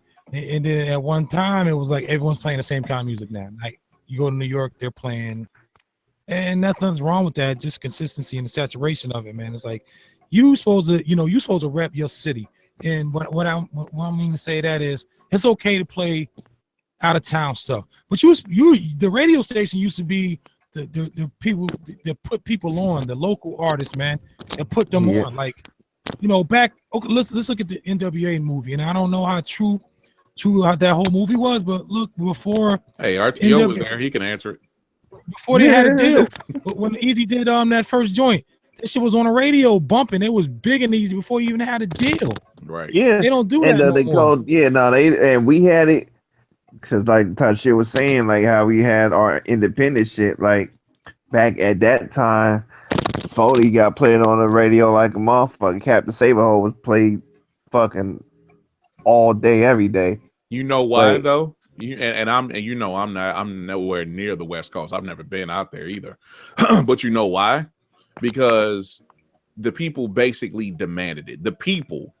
Yeah, exactly. It goes back to the people. If people understood how much power they actually have, especially in numbers, you can get results. So when you got Too Short and 40 and whoever else that's just out there killing the game, always in the parks and doing the shows and selling the CDs or tapes or whatever back then, and was giving back to the neighborhood gave back to them and made sure that they got on the radio. They were calling every freaking day. Where's that so-and-so? Have you heard that so-and-so? Why ain't you playing that so-and-so? And then they had to oblige. It's that simple.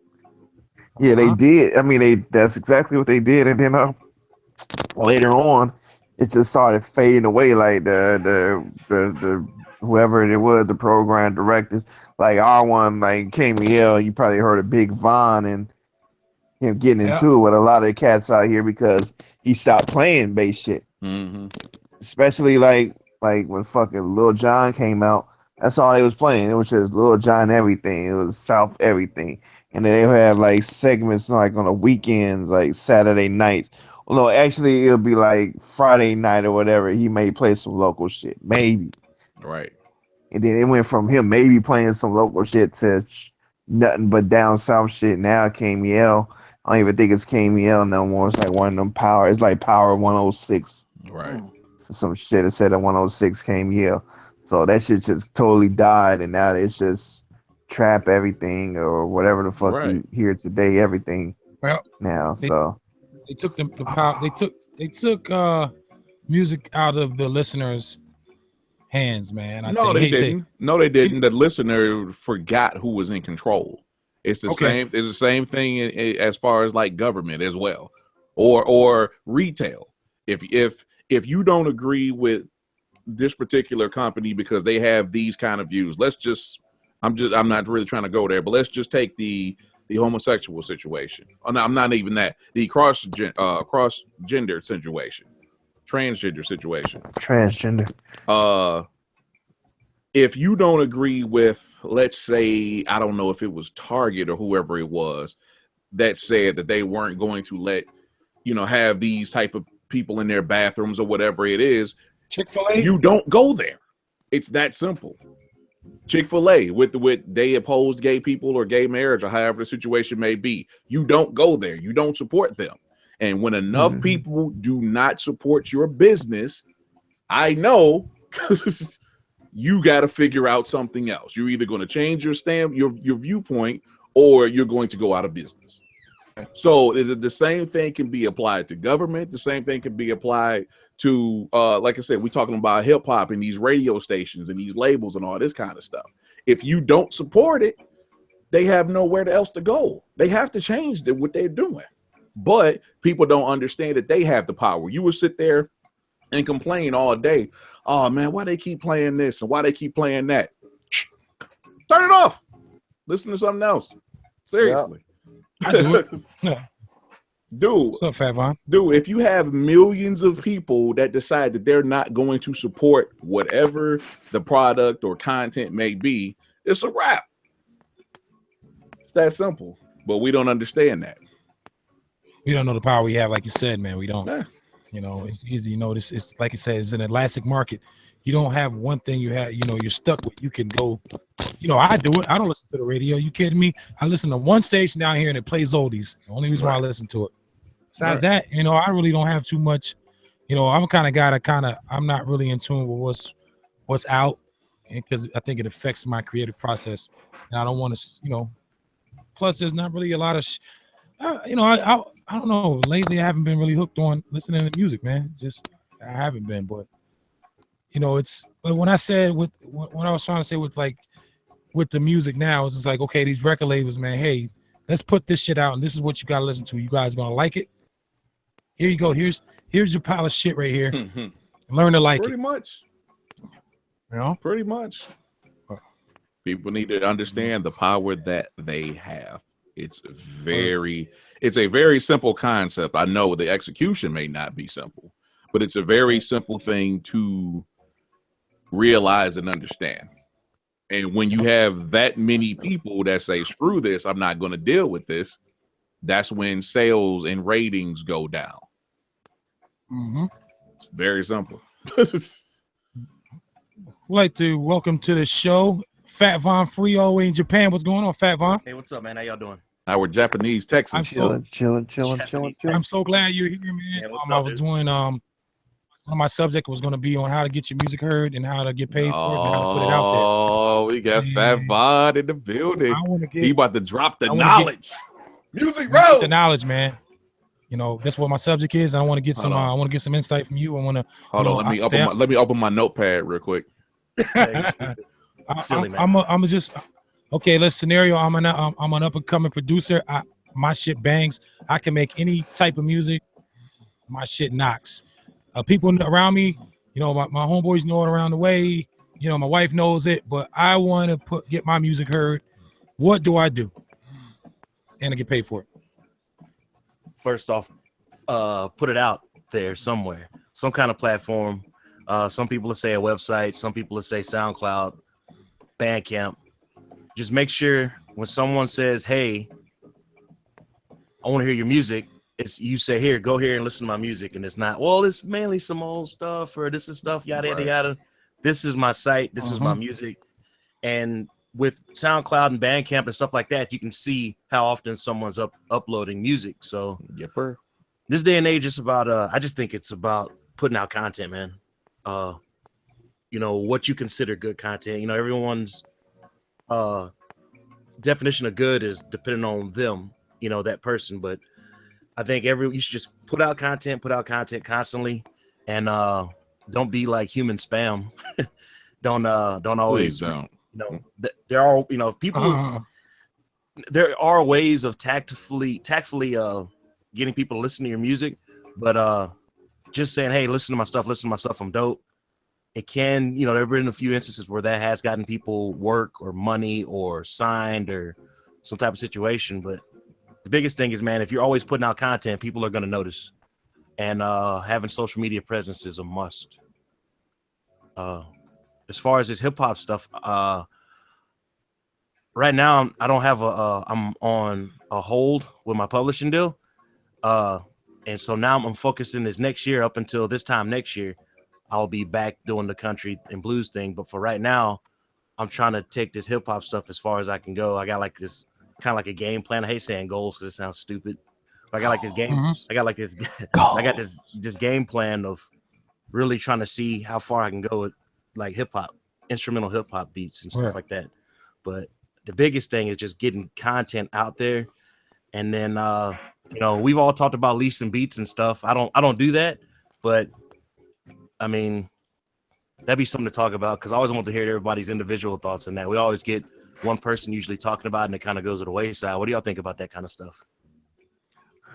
I'm with it. I mean, if it depends, like I would have beats that I would lease, and then I guess I would have beats that I would have as exclusives or whatever. You gotta have that separation. You have to, because the person that's going to come to you for a lease is not prepared to pay for an exclusive, so they should not get an actual exclusive level song. It's pretty simple. Not to say that the lease should be garbage or lacking in quality in any way, but these are definitely $500 beats and above over here.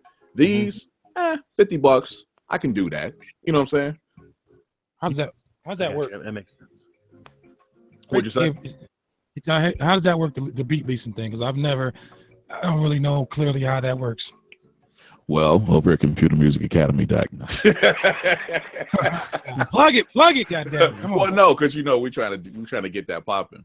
I mean, it's that simple, man. It's well, I didn't even say I can't believe I just said that. I hadn't even made a point, and then I said it's that damn simple.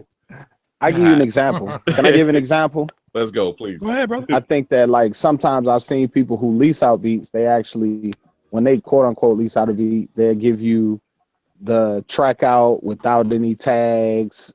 I mean, not the track out, they give you like the 2-track with no tags in it. You'll have to deal with the mix as it is. When you get exclusives, you know, then you get more into, I'll send you the stems, I'll send you no tags on it. I still say different. Mix it, this, that, and the third. You know what I'm saying? I still say different. I've seen them different. I've seen them work that way.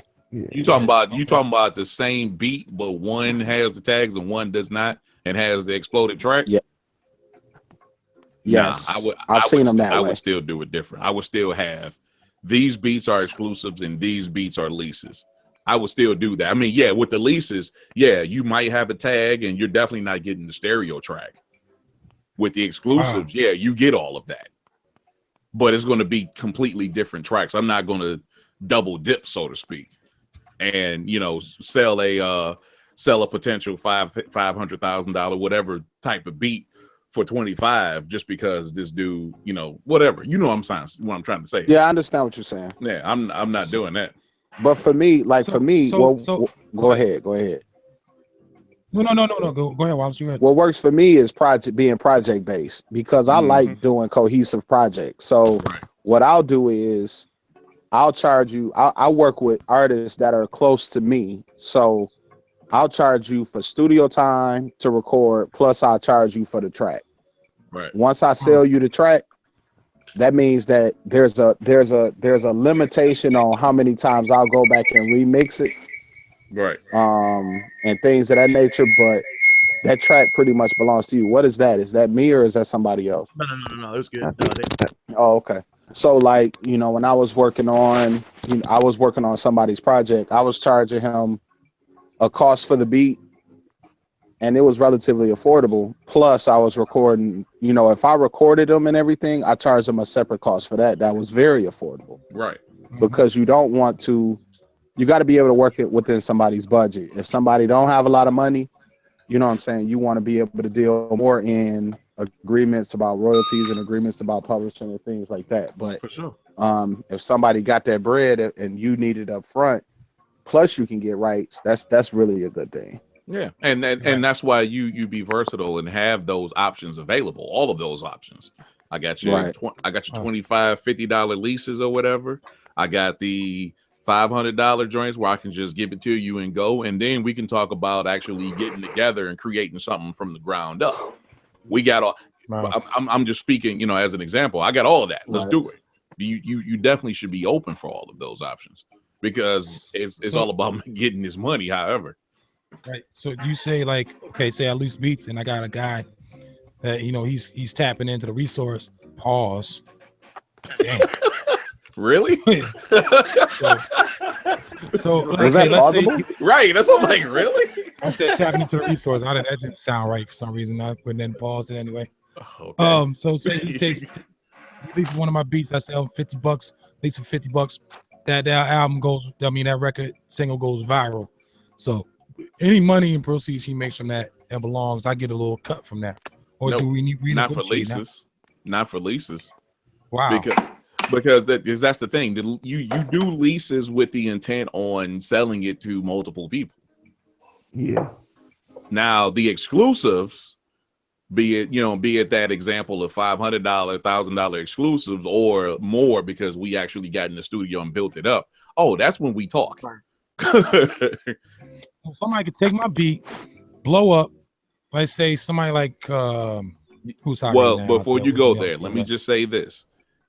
Having watched leasing and exclusive stuff over the last 10 years or so now, the person that's coming to you for a lease, chances of them being what's that clown's name? Designer, slim to none. Slim to none. Gotcha. Just keep that in mind. Not to say that it can't happen, but that person that's coming to you is just trying to put together a little mixtape or whatever, and they bought 3 beats from you and 3 from other people. They did their whole project for $500. Let's look at a guy like AZ. You ain't heard AZ. AZ probably lease a beat if you on a little mixtape. I don't know about got that. He doesn't seem like the type. He's on a completely different level, though. He we haven't heard from him in a while. He seemed like the dude that will actually go and actually get something, put some money on somebody. I think Gaz was talking about the other day. What the hell? How is he eating, man? That's nuts. Shows gotta be. You don't hear nothing. Shows, publishing. Must be, man. And he was saying he was out there performing overseas and stuff. So yeah, that's big money out there. I think, and that's what, I ain't gonna lie to you, man. When I've been lately, and I watch a lot of YouTube like we all do, and just to see the love and the appreciation that they have for what's YouTube? Shut I'm just up. playing that like behind the scenes, man. The appreciation they have for that real hip hop, man, it's just nuts. And it looks like a big ass treasure chest of money over there, man. And it's like it's I'll say this. You're talking about overseas, right? I'm sorry. Yeah, definitely. Yeah, I'll say this. I had no idea that was a thing, but up until this was before this happened, a year or two ago. But before DJ Easy Rock passed, he and Rob Bass have been touring for like the last 15, 20 years. Just going overseas, once a year or whatever, and just cleaning up. That's crazy. Lords of the Underground. There's some other cats that's constantly overseas. Wow. And so there's another thing too. You look at Adrian Young, he went on a tour in the United States, and I don't know how much it was. I forgot how much it was when I saw him in the States, but it wasn't what I paid here. When he came here a few months ago, I paid $85 to see him. Wow. So yeah, it was 8,500 yen, which is about $85. Right. So when he's hip hop over here, man, is crazy in Japan. And when I say it's crazy, like I'm just looking at it, I'm just like, God, dog, it's so dope to see these folks not pretending to be something. This is the way these dudes over here making beats and stuff. It's like this is what they do. They wake up every day, go to the record store, they go to their job, and most of them work in music stores, and they make beats all day, and they do shows. So what a life. It's inspiring. Yeah. And what I didn't realize is like this dude I've been talking to, I met through SoundCloud on here. And then I went to meet up with him. He does shows, and he makes more off of his shows than he does at his job, and his job pays good. Mm-hmm. But he does shows every month. He does 3 to 5 shows a month, and he has a regular job, and he has 2 kids. And it's insane over here, man, how much they love hip hop. Hey, real quick, kind of related to that. I want to everybody that's watching this right now, if you have not seen it, a perfect example of what Vaughn is talking about is this documentary called Adult Rappers. Yeah, please watch that documentary. It is incredibly dope. But that's what it's all about. You gotta have the revenue and multiple streams of it if possible. Yeah. All right. I'll be sure to check that out. Yeah. Adult Rappers, please look that up. It's on Vimeo. Yeah, man. When's your project coming out, Wide Body? Next month, man. It's, nice.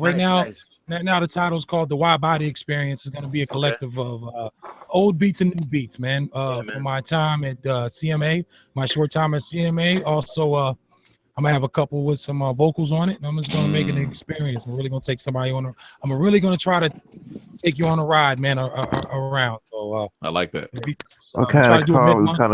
What kind of car we riding in on this ride? We are riding in a 1982 Chevy Citation. With a church speaker in the back. The church speaker. And you got to unhook the amp every time you stop and turn the car off. You got to go in the back, hatchback, take the wire out of the ground. Dude, you need to hook up a capacitor. The flux capacitor. Hey, I'm taking no, the actual capacitor, so it won't be sucking up your battery. Right. I'm taking that's to the battery terminal. I'm gonna take you back when I had the orange 1979 Toyota Tercel / Corolla. Wow. Myself Kirby vacuum cleaners, man. Wow. Hey, you really said Kirby though. Yeah, some Kirby's, man. I got a Silver K Award, man. Sometimes I didn't eat selling them damn things, man. So big heavy ass motherfuckers. Hey, here's my speech. Hey, okay, so Mary, do you like the Kirby? Do you want the Kirby? How much is a woman worth? Would your husband be mad if he came home and you bought something like this? I already pulled 100 dirt pads out of your floor after you used that other piece of crap over there. How much is a Kirby? Well, Mary, the Kirby is $13.49, $5.49 down, $73 dollars a month. How would you like to pay? We take Visa, MasterCard, American Express, yes, sir. Visa, or Optima. Which one is your choice, Mary? Also, we can give you a trade-in if that this guy will help you out. Well, I gotta talk to my husband. You gotta talk to my husband. Wow, your husband will be mad. Well, yes, it's $13.49. Okay, what time does your husband get off? 7 o'clock. Okay, I'll be back at 7. Right. Oh, how you doing, Mr. Chuck? Yeah, I showed Mary. I pulled 100 dirt pads out of Mary's floor. She wouldn't let me go upstairs to the mattress because he thought, she didn't feel comfortable. So I did pull 100 dirt pads out of your floor. I shampooed your carpet. The thing's $13.49. Here goes Roger. Roger's been working all day. His feet hurt, and he's got his smelly ass shoes, boots off, feet cocked up. Don't want it. You can go. So that was the story. Yeah. Anybody else here? I did door to door for a very, very brief time. I mean, like 2 days. What'd you sell? What the hell was that? Security systems. Oh, yeah, they actually used to meet up at the station, the base, whatever the hell it was, and then they took you out to these outlandish area, dude. Like, I came up in Detroit, you know what I'm saying, and I have lived in other areas, but the places that I went over these 2 or 3 days that I was actually, where was you selling them to share? Where was you selling them? I'm trying to figure out what it was out, dude. It was like probably like a good hour or so out, man. So Clawson is close to an hour. Well, maybe not maybe not an hour. Michigan. It was out, dog. But basically, they just drop you off in the neighborhood, and you just walking door to door, you know, trying to get in the door. And once you actually got in the door, then you could actually call your supervisor so they can come and try to close. It was. I'm infantry. I'm like, dog. I'm a salesman. I'll sell it myself. But they didn't want you to do that. They wanted to leave that up to the supervisor so they can get in the door. Like I did that for 2 days and I was out, yo. Damn. I did. Our thing was we used to take these, you know, when times were bad, we used to all go out in this van and drop us off. We had these free shampoo coupons, so we go door to door. We knock on the door. Lady answers the door. She doesn't even get a word out. You go, here you go, Mary. Here's a free drawing for a free shampoo for your carpet. Keep this by your phone. If we call you, you won. Hey, Mary, this is Aaron from Denko Distributors. Guess what?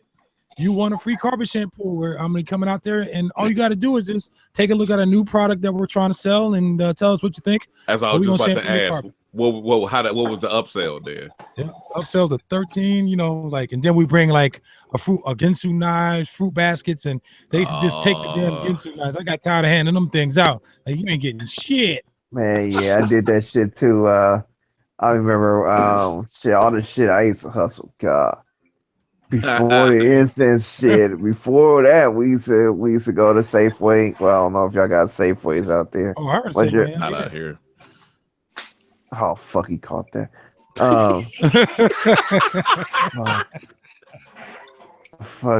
We used to go stand in front of the doors and, you know, ask help the people with their groceries, bring them to their car and all that. We used to do that hustle first. Then I did the incense and all that. Then after that, I did the I used to sell newspapers. I did that when they would drop us off or wherever, another shopping area or whatever. They'll sell papers, Oakland Tribune or whatever. Nice. I did Cutco. Selling punk ass knives. Oh, Cutco cutlery. Did that shit. Damn. Petitions. Going around trying to get people to sign petitions and all that shit. Fuck it. This dude was out here, yo. Yeah, man. I was always.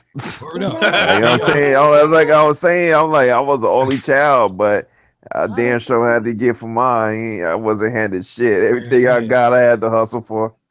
So hey, let me ask y'all this. What was it? I'm sorry. Go ahead. After you got that, I got. No. Sorry, You good. I didn't mean to cut you off. You good. I just want to ask, what was what kind of job did you have while you were like, what was your first job you had? My first real I was going to get to this too. My first real official legal job was whoa. Whoa, hey. No, I mean legal as not under the table. On the books. Not on the books. Not under the table. Not legal as, you know, that. Nah, not my that. first time getting off the street. No. Flipping birds. No, go ahead. After my 14th bid, I went right after I started getting off bundles and shit. Hey, yo, everybody got that friend, man, that love to go to jail. Oh, hell yeah, man. Hey, go to jail. But fuck, the first real job, and it was for my dad used to be a locksmith, and he did this one job, and it was for a temp agency or whatever, and they ended up talking to the lady and got me signed up with the temp agency, but I was only 17, so they had to lie and say I was 18. Oh, so wow. I did that, and ended up working for this place. Fuck was the name of it? Media something. But basically, it was a tape duplication plant. Oh, word. Damn. So you had to go put tapes in all the fucking different recorders and dealing with thousands of fucking VHS tapes and shit. Yeah, that sound like Technicolor out here. God damn Oh, it, that was an interception. Yeah, there's a I don't know if they're still in business, but there's a company out here that a lot of people I know worked for called Technicolor, and that's what it was. They were they had the cassette division, they had the VHS division, and I actually worked in another company very shortly that was very similar, where you take the VHS, the hulls or however you want to say it, the empty cassettes, and you put them in the machine, and one by one it puts the actual movie or whatever it was in there, and that was crazy. So yeah, but that sounds like Technicolor out here. Yeah, it's pretty much the same thing. I'll take the empty copies, put in the machine, wait for that to go through, take them out, put them on the stack, a big ass stack, wheel that over to whoever the next area, and they do all the fucking the boxing or whatever. But that was my first job, and I was doing graveyard at that bitch. Damn. So I'm 17 working graveyard shift.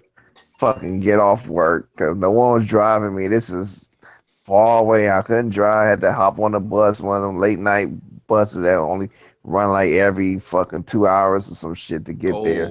So did that shit, finished, like I would finish work and I go home because where I stayed was right in front of the major like bus hub area for all the schools. So I don't know if you heard of Castlemont High, but you got Castlemont, pretty much a bus that take cats to all the different high schools in Oakland or in East Oakland or whatever.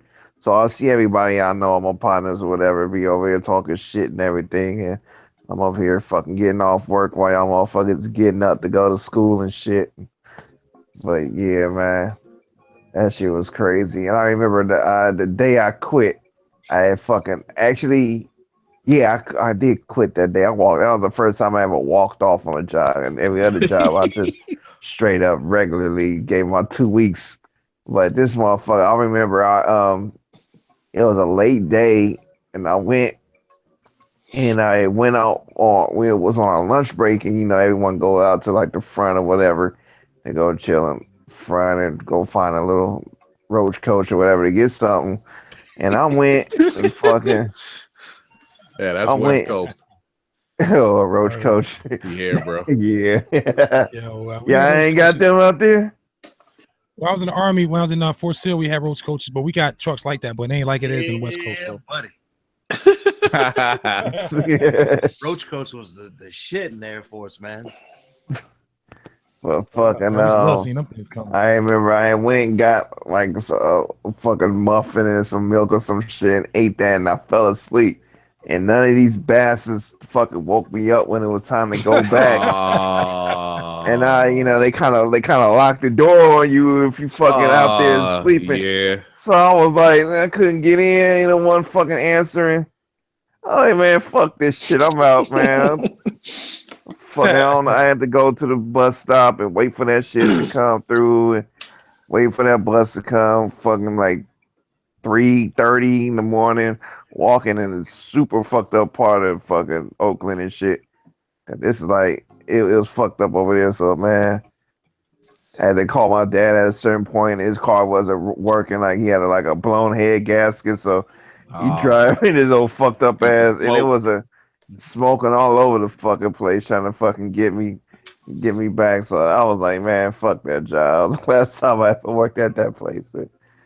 And then I ended up I moved to LA after that and then worked at McDonald's for hella long and then came back out here and was hustling incense and ended up working with the fish place.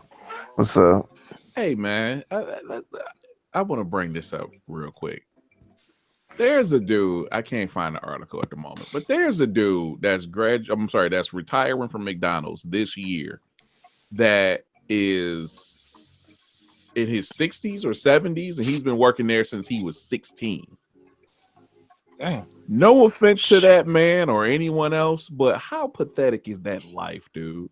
No, I'm not. I'm like, was he a manager or what? Like, is he a crew chief? He's a regular guy, standard employee. He was working fries. He was working washing counter. lettuce, man. He was washing, mopping floors. I'm like, dog, are you serious? You basically lived minimum wage all your life. I'm like, at Making it that now, though, point, That's weird. You're gonna see a lot of that.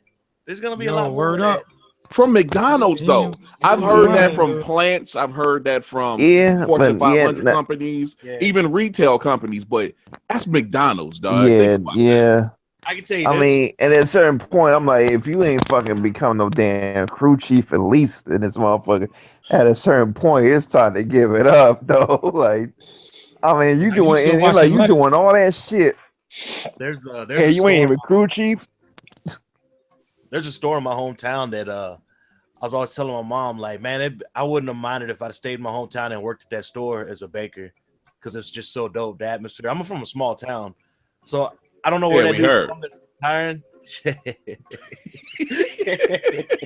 I don't know where that dude like retired from, but from one slight angle, I could kind of see that, like, you know, working something like that and being happy. But outside of from another point, it's like, damn, you worked at McDonald's for that whole time? Bruh, you work at a radio station for 40 years. You know what I'm saying? You don't work at a damn McDonald's for that long. Burger King. God. I worked at that mug, man. And I swear, McDonald's is so fucking easy to work at. Like, and like when these motherfuckers be like, oh man, I think like people who work at McDonald's and they need to get like 15 an hour. And fuck that. They making an hour I'm now. like, that's one job. I'm like, if someone at McDonald's or working any fast food is going to be making that damn much an hour, and they raise the minimum wage, okay, they are raising the minimum wage to 15. Like, I want to see you motherfucker earn that shit. Like, I don't want no mistakes in the drive-throughs, none of that, because motherfuckers be out here bullshitting. I was on my shit when I worked there. Like, I had no business. Motherfuckers was loving me. Like, if we fucked up, I'll throw you an extra apple pie in that bitch because we fucked up. Yep. You know, like people. Customer service. Exactly. So I mean, that shit. And I did pretty much everything. I started fucking on the grill, and I was making the burgers, and I went to fucking on the damn counter, and I was even cleaning shit. Word. You doing that on the counter, bro?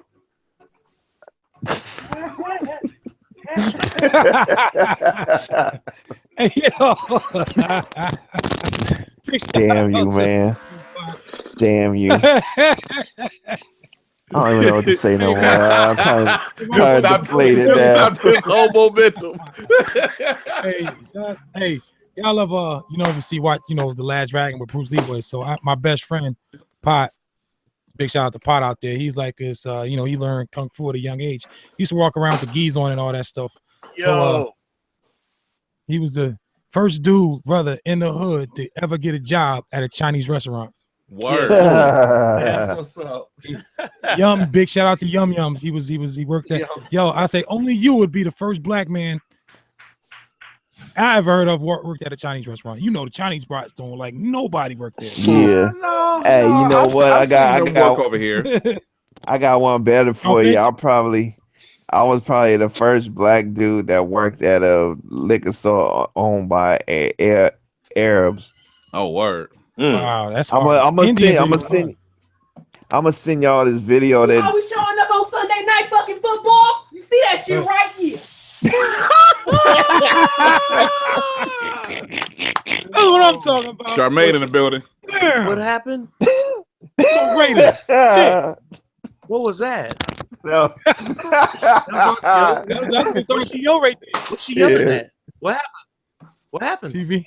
No, we over here. We giving the Broncos business, but yeah, she's talking shit because we playing good on Sunday night. Hell yeah, she excited about the game. I thought somebody ran up the fucking house. No, holy shit! Holy shit, that's awesome. That's what I'm talking Dude, about. hey, they ain't shit. Look, wait until we have a game when the Warriors is playing and we kicking ass. She'll be even louder than that. But yeah, man. There was this DVD about fucking Oakland life and shit. The thing is, I wanted to send it to y'all, but it's kind of on some on some super niggerish type shit. So I was like, fuck, Yeah. should I send this or not? But Right. We're niggers fuck, at I heart. was Agreed. We're niggas Yeah, at heart. Go ahead and send it, damn it. yeah, I was, but Playing. it was at a they was they was at an area where I was from, and then these cats is in the store parking lot, or whatever, and that stores where I used to work at like back in the day, but it was like pretty much on my block and shit. Mont But Blanc. yeah, man, yeah, that video, it's like it's bad. I mean, they talking about the shit that go down in Oakland at that time, and shit still go down like that. But it's just like when fucking news reporters fucking go and interview Rufus out here with the fucking Man, I saw watch. everything. Yeah. Yeah, It came yeah, out of the car, cuz, and then cuz. Let me tell you about this, cuz. Yeah, I know what you're talking about. yeah. It's pretty much all of that. So but still, it's just funny. The cat that they was having riding around and shit. Like I knew the cat, and then they ended up saying that he died. I didn't even know he died until actually watching that damn DVD because I ain't been over there in so fucking long. Like that's one spot that I ain't trying to be at because it's fucking crazy. But yeah, man, I love Oakland, but man, when you get out and you can get out, get the fuck out.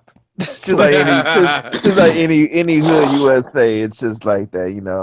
Anywho, I mean, I go back to visit family and folks or whatever, but I'm come through, say what's up, and then I'm right back home. Like, I ain't got no need to be out there at night kicking it and doing no bullshit or whatever.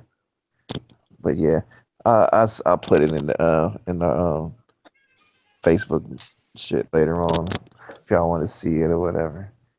All right. let's do that. But yeah. Oh, this woman is crazy, dude. Oh, word? Definitely, I check that out. Hey, I wanna end this I don't want to end this Black Lives Matter thing, but I'm gonna throw my opinion here, and I probably won't ever put that on my title again. But this Black Lives, and I put Black Lives Matter again, and when I first brought it up, we didn't really get in too deep with it. A couple of you guys really threw some knowledge to it, and I, it was very ear catching, and I want to just be done with this, and I hope that the right people listen to this, and I'm not the only one preaching this, but Black lives do matter. All lives matter, okay? Lives matter, and of course Black lives matter because we feel that we are, the police brutality, the unfair, the harassment, the profiling, and all that. But here's the thing, recently, I guess some billionaire who had something to do with the Black Lives Matter movement donated $33 million to the cause. Jesus. Now, where that money went, I don't know. And I really don't care. All I know is that it's in none of our pockets, and and that's fine. But this is my thing. Until we stop killing each other, hating on each other, and trying to keep each other down, we can't say nothing about any oppression or anything, because people see that. People know that we kill our own kind. Yeah. No one speaks on that though. But when somebody else does it, just like the family member, y'all can fight all you want, but don't let nobody say nothing bad about your family, or you're gonna whoop their ass. We got a bad problem in this country. I'm not saying all of us, because a lot of us are civil, but there's a lot of us on the other side of that track that oppress, that don't support, and that keep down our own people instead of us uplifting ourselves, man. We need to start uplifting ourselves and being more. And you know what? You'd be surprised how many people fuck with us. Until we come together and stop being divided, there's not really much we can say out there that's going to put a stamp on anything or get any change, because we're not together. We're divided, and people see that. Certain elements see that, man, and we're easy prey. Yep. So we start doing that. All lives do matter, and I love my black people, and I'm a black man. I'm not racist. I get along with everybody. But home team first. I'm a black, and I want to see my people come together, man, and let's stop all the violence, and let's stop all the all Oh my the God. coonery and the you know, the switching sides and the the Fuck. backstabbing, and let's Fuck. come together, Fuck. man. And it's no more excuses anymore. This is 2016. This is not the 60s. We're not gonna get a horse. We're not gonna get a mule and an acre of land. Nobody owes us anything. Go out, make your own way, support your brother, because there's always strength in numbers, man. There's always in each one teach one element. So let's stop the violence and help each other out, and let's live life, man. And don't let nobody fuck with us still, man. But come on now, let's stop the killing, man. Like, that's real talk, man. Let's stop the violence, man. Wide body has And spoken. that's all I'm gonna say, bro. Well said, sir. I'm gonna close, and that's gonna be my last thing I'm gonna say about Black Lives Matter. And I hope the element that is taking this money and not doing anything with it, like putting it back in the community, and our youth is our future. It's our duty to teach the youth the right way, and that's how we present stuff, and how we and how we deal with negative things with our youth, especially our kids. And I do believe it takes a village to raise a kid. So let's easy, man. We got an obligation. I don't care if you don't want to be a role model. Damn it. Person is young. Their brain is not fully developed, and they're influenced by what they see and what they hear. So all I'm saying, and I'm saying this, to how many people that see this and spread the word, that Black Lives Matter stuff. And let's stop putting Lil Wayne. Lil Wayne is not Martin Luther King. We know what we got with Wayne. Of course, the media is going to want to, like Tashir said before, the elections are right around the corner. They know they bait and switched on him. Look how that lady set him up. She said something mean to him, crazy to him, that make him get his blood boiling. Then she ran with the story. How crazy is that? The music and his words, and then she asked him the question about Black Lives Matter. Then again, and T.I. for president. T.I.'s been checking everyone, Floyd Mayweather, to Lil Wayne on how they, I don't know, is T.I. growing up, or is he just full of shit? Full of shit. Like I said, we know what he just did. So he's trying to clean his name up and get the. From what I hear, they got an open relationship though. Or they bring. Yeah, but if that's the case, okay, and I totally understand if that's the case, you handle your business. You make sure it doesn't come back. You are a freaking celebrity, dude. You don't do dumb stuff that can be traced back to you. It's that simple. Whatever is between you and your partner is between you and your partner. Right, you can do dumb stuff, but just don't be trying to check nobody else, man. Yeah. Just shut the fuck up and do your thing, man. Because that's just, I saw that and I'm like, what the fuck is this dude, man? Like, come on, dog. Yeah. You gotta be doing it for attention or gets a weight off him, because like I said, that could have been that conversation since him and his kids play together and they know each other. That could have been a quick text or a quick phone call. That's what I'm saying. Like, hey, partner. If it's really like that, like, why don't you just text the dude? Like, hey, man, hey, cuz, I know you're going to do some stuff. Let me get some publicity and see if I can knock some community service hours out. Right. But, I'm kind of, until I found out what T.I. did, I was kind of like, okay, T.I.'s growing up finally, man. Or, okay. But now, he wants to be a pillar of the community or the pillar of the culture or whatever. Yeah, but man, you can't be a pillar by doing that. And, stuff Rubber band man, wide as a Taliban. Talking. So I heard you before, Fat Von. So you're gonna focus back get back into the country realm, and that's how next year. Next year. Obviously, that's what's up, man. And he's writing country songs right now. It's all good. Yeah, I still am. I'm still writing every week because I can't like stop writing. But right now, I don't have an obligation to turn in songs every 2 weeks and every week. So right now, I'm just focusing more on the hip hop. I would love to see that meeting when you do get back on, and you I don't know how it's going to happen, but I just imagine that it's going to be like you sitting in a boardroom or an office or whatever, and you just here you go, and then walk out. That's how I was. How it was the last time I took a break. Because the last time I took a break, that's when I did my a physical vinyl release. Mm-hmm. And then I came back and they were like, "So you've been gone for 8 months. What do you got?" And I had I think about 94 fully produced and finished songs that I sang over and had a bunch of friends Exactly. Playing instruments on. Had Nashville strings. I had those girls on it, and they're like, "Oh, okay."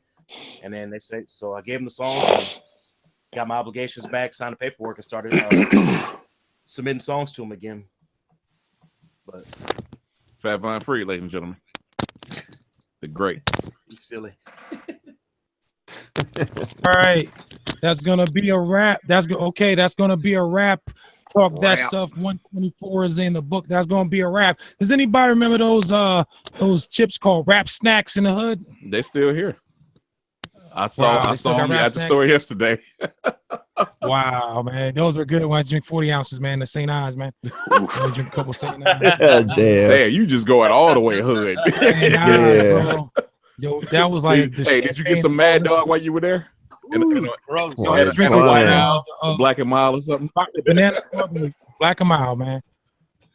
No, you mean a half a Tampa.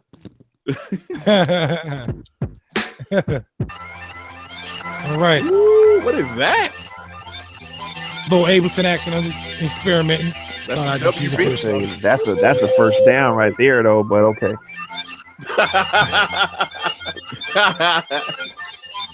Good Lord.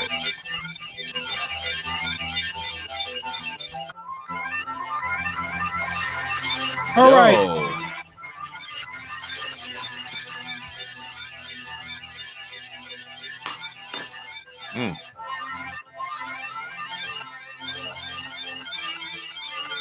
That sounds crazy.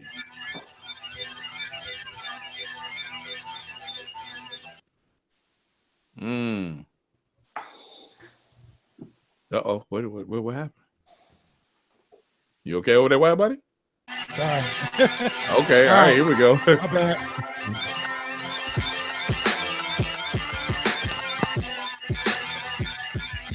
All right, sorry. Just getting back up. Talk That Stuff 124 is in the books. Had a real good night tonight. We're at the Wild Bodies Picks. We talked about it, look like some great subjects, great topics tonight. Remember, love one another. We all are sisters and brothers out here. Support one another, strengthen numbers. Each one, teach one. I like to thank the silent man himself, Blue Pineapple. Mr. Fat Von Free over in Japan.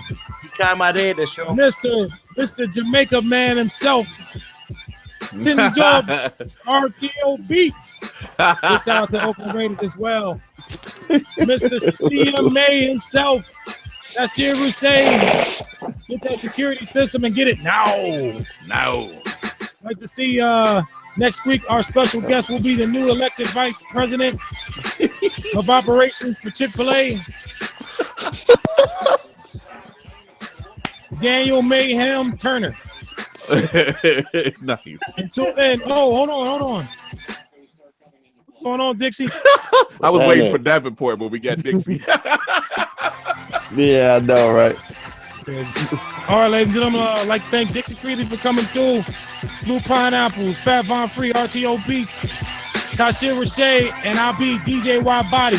Please join us next week here. I got a new YouTube URL. It's YouTube/C/Aaron Sowell, DJ Wild Body at YouTube.com. Check it out. If you like this, please like and subscribe. If you don't like it, keep on hanging on. We'll get better. Also, don't forget to check out the CMA WHA podcast on Mondays starting at 8 p.m. Please don't forget that. That is so dope. It'll blow your mind. Also, the playback on Tuesdays, the WHA. What number are we on, Tashir would say? 146 tomorrow. 146 tomorrow. You talk about an experience. Come on through. Also, Friday, Scratch Magazine, Producers Hangout. Friday starting at 9. And please check for the videos. Scratch Magazine Beat Challenge on Facebook. Also, Bandcamp. A lot of stuff cooking. You got Fat Palm Free, Black Mav Music, RTO Beats, and a host of others. Dixie Freely, I think, just dropped something. Man, I mean, it's a lot of talent around. So, hey, don't be out in the dark, man. If you want to hear some real music without any saturation, you want to hear some real official, organic ass, down to earth, ride out music, man. Here's where to go. Just check those three things outlets out. Once again, I'm DJ Wide Body, and this is Talk That Stuff number 24. Stay tuned next week for Talk That Stuff 25. Any ideas, any suggestions, please feel free to drop me a line, adswide@gmail.com or adswide@yahoo. You can get me on Facebook at Wide Body Sowell. Sorry, Wide Body Sowell. Instagram, Wide Body Sowell. Wide Body everywhere. Wide everything. Wide Body seats. Wide Body leathers. Wide Body dentists. Wide Body everything. Hey, Zarin Sowell / DJ Wide Body saying thank you very much for tuning in. I love and appreciate each and every one of you. Even the ones that do like those long blonde-haired locks. Speaking of you, Davenport. Wide Body saying peace.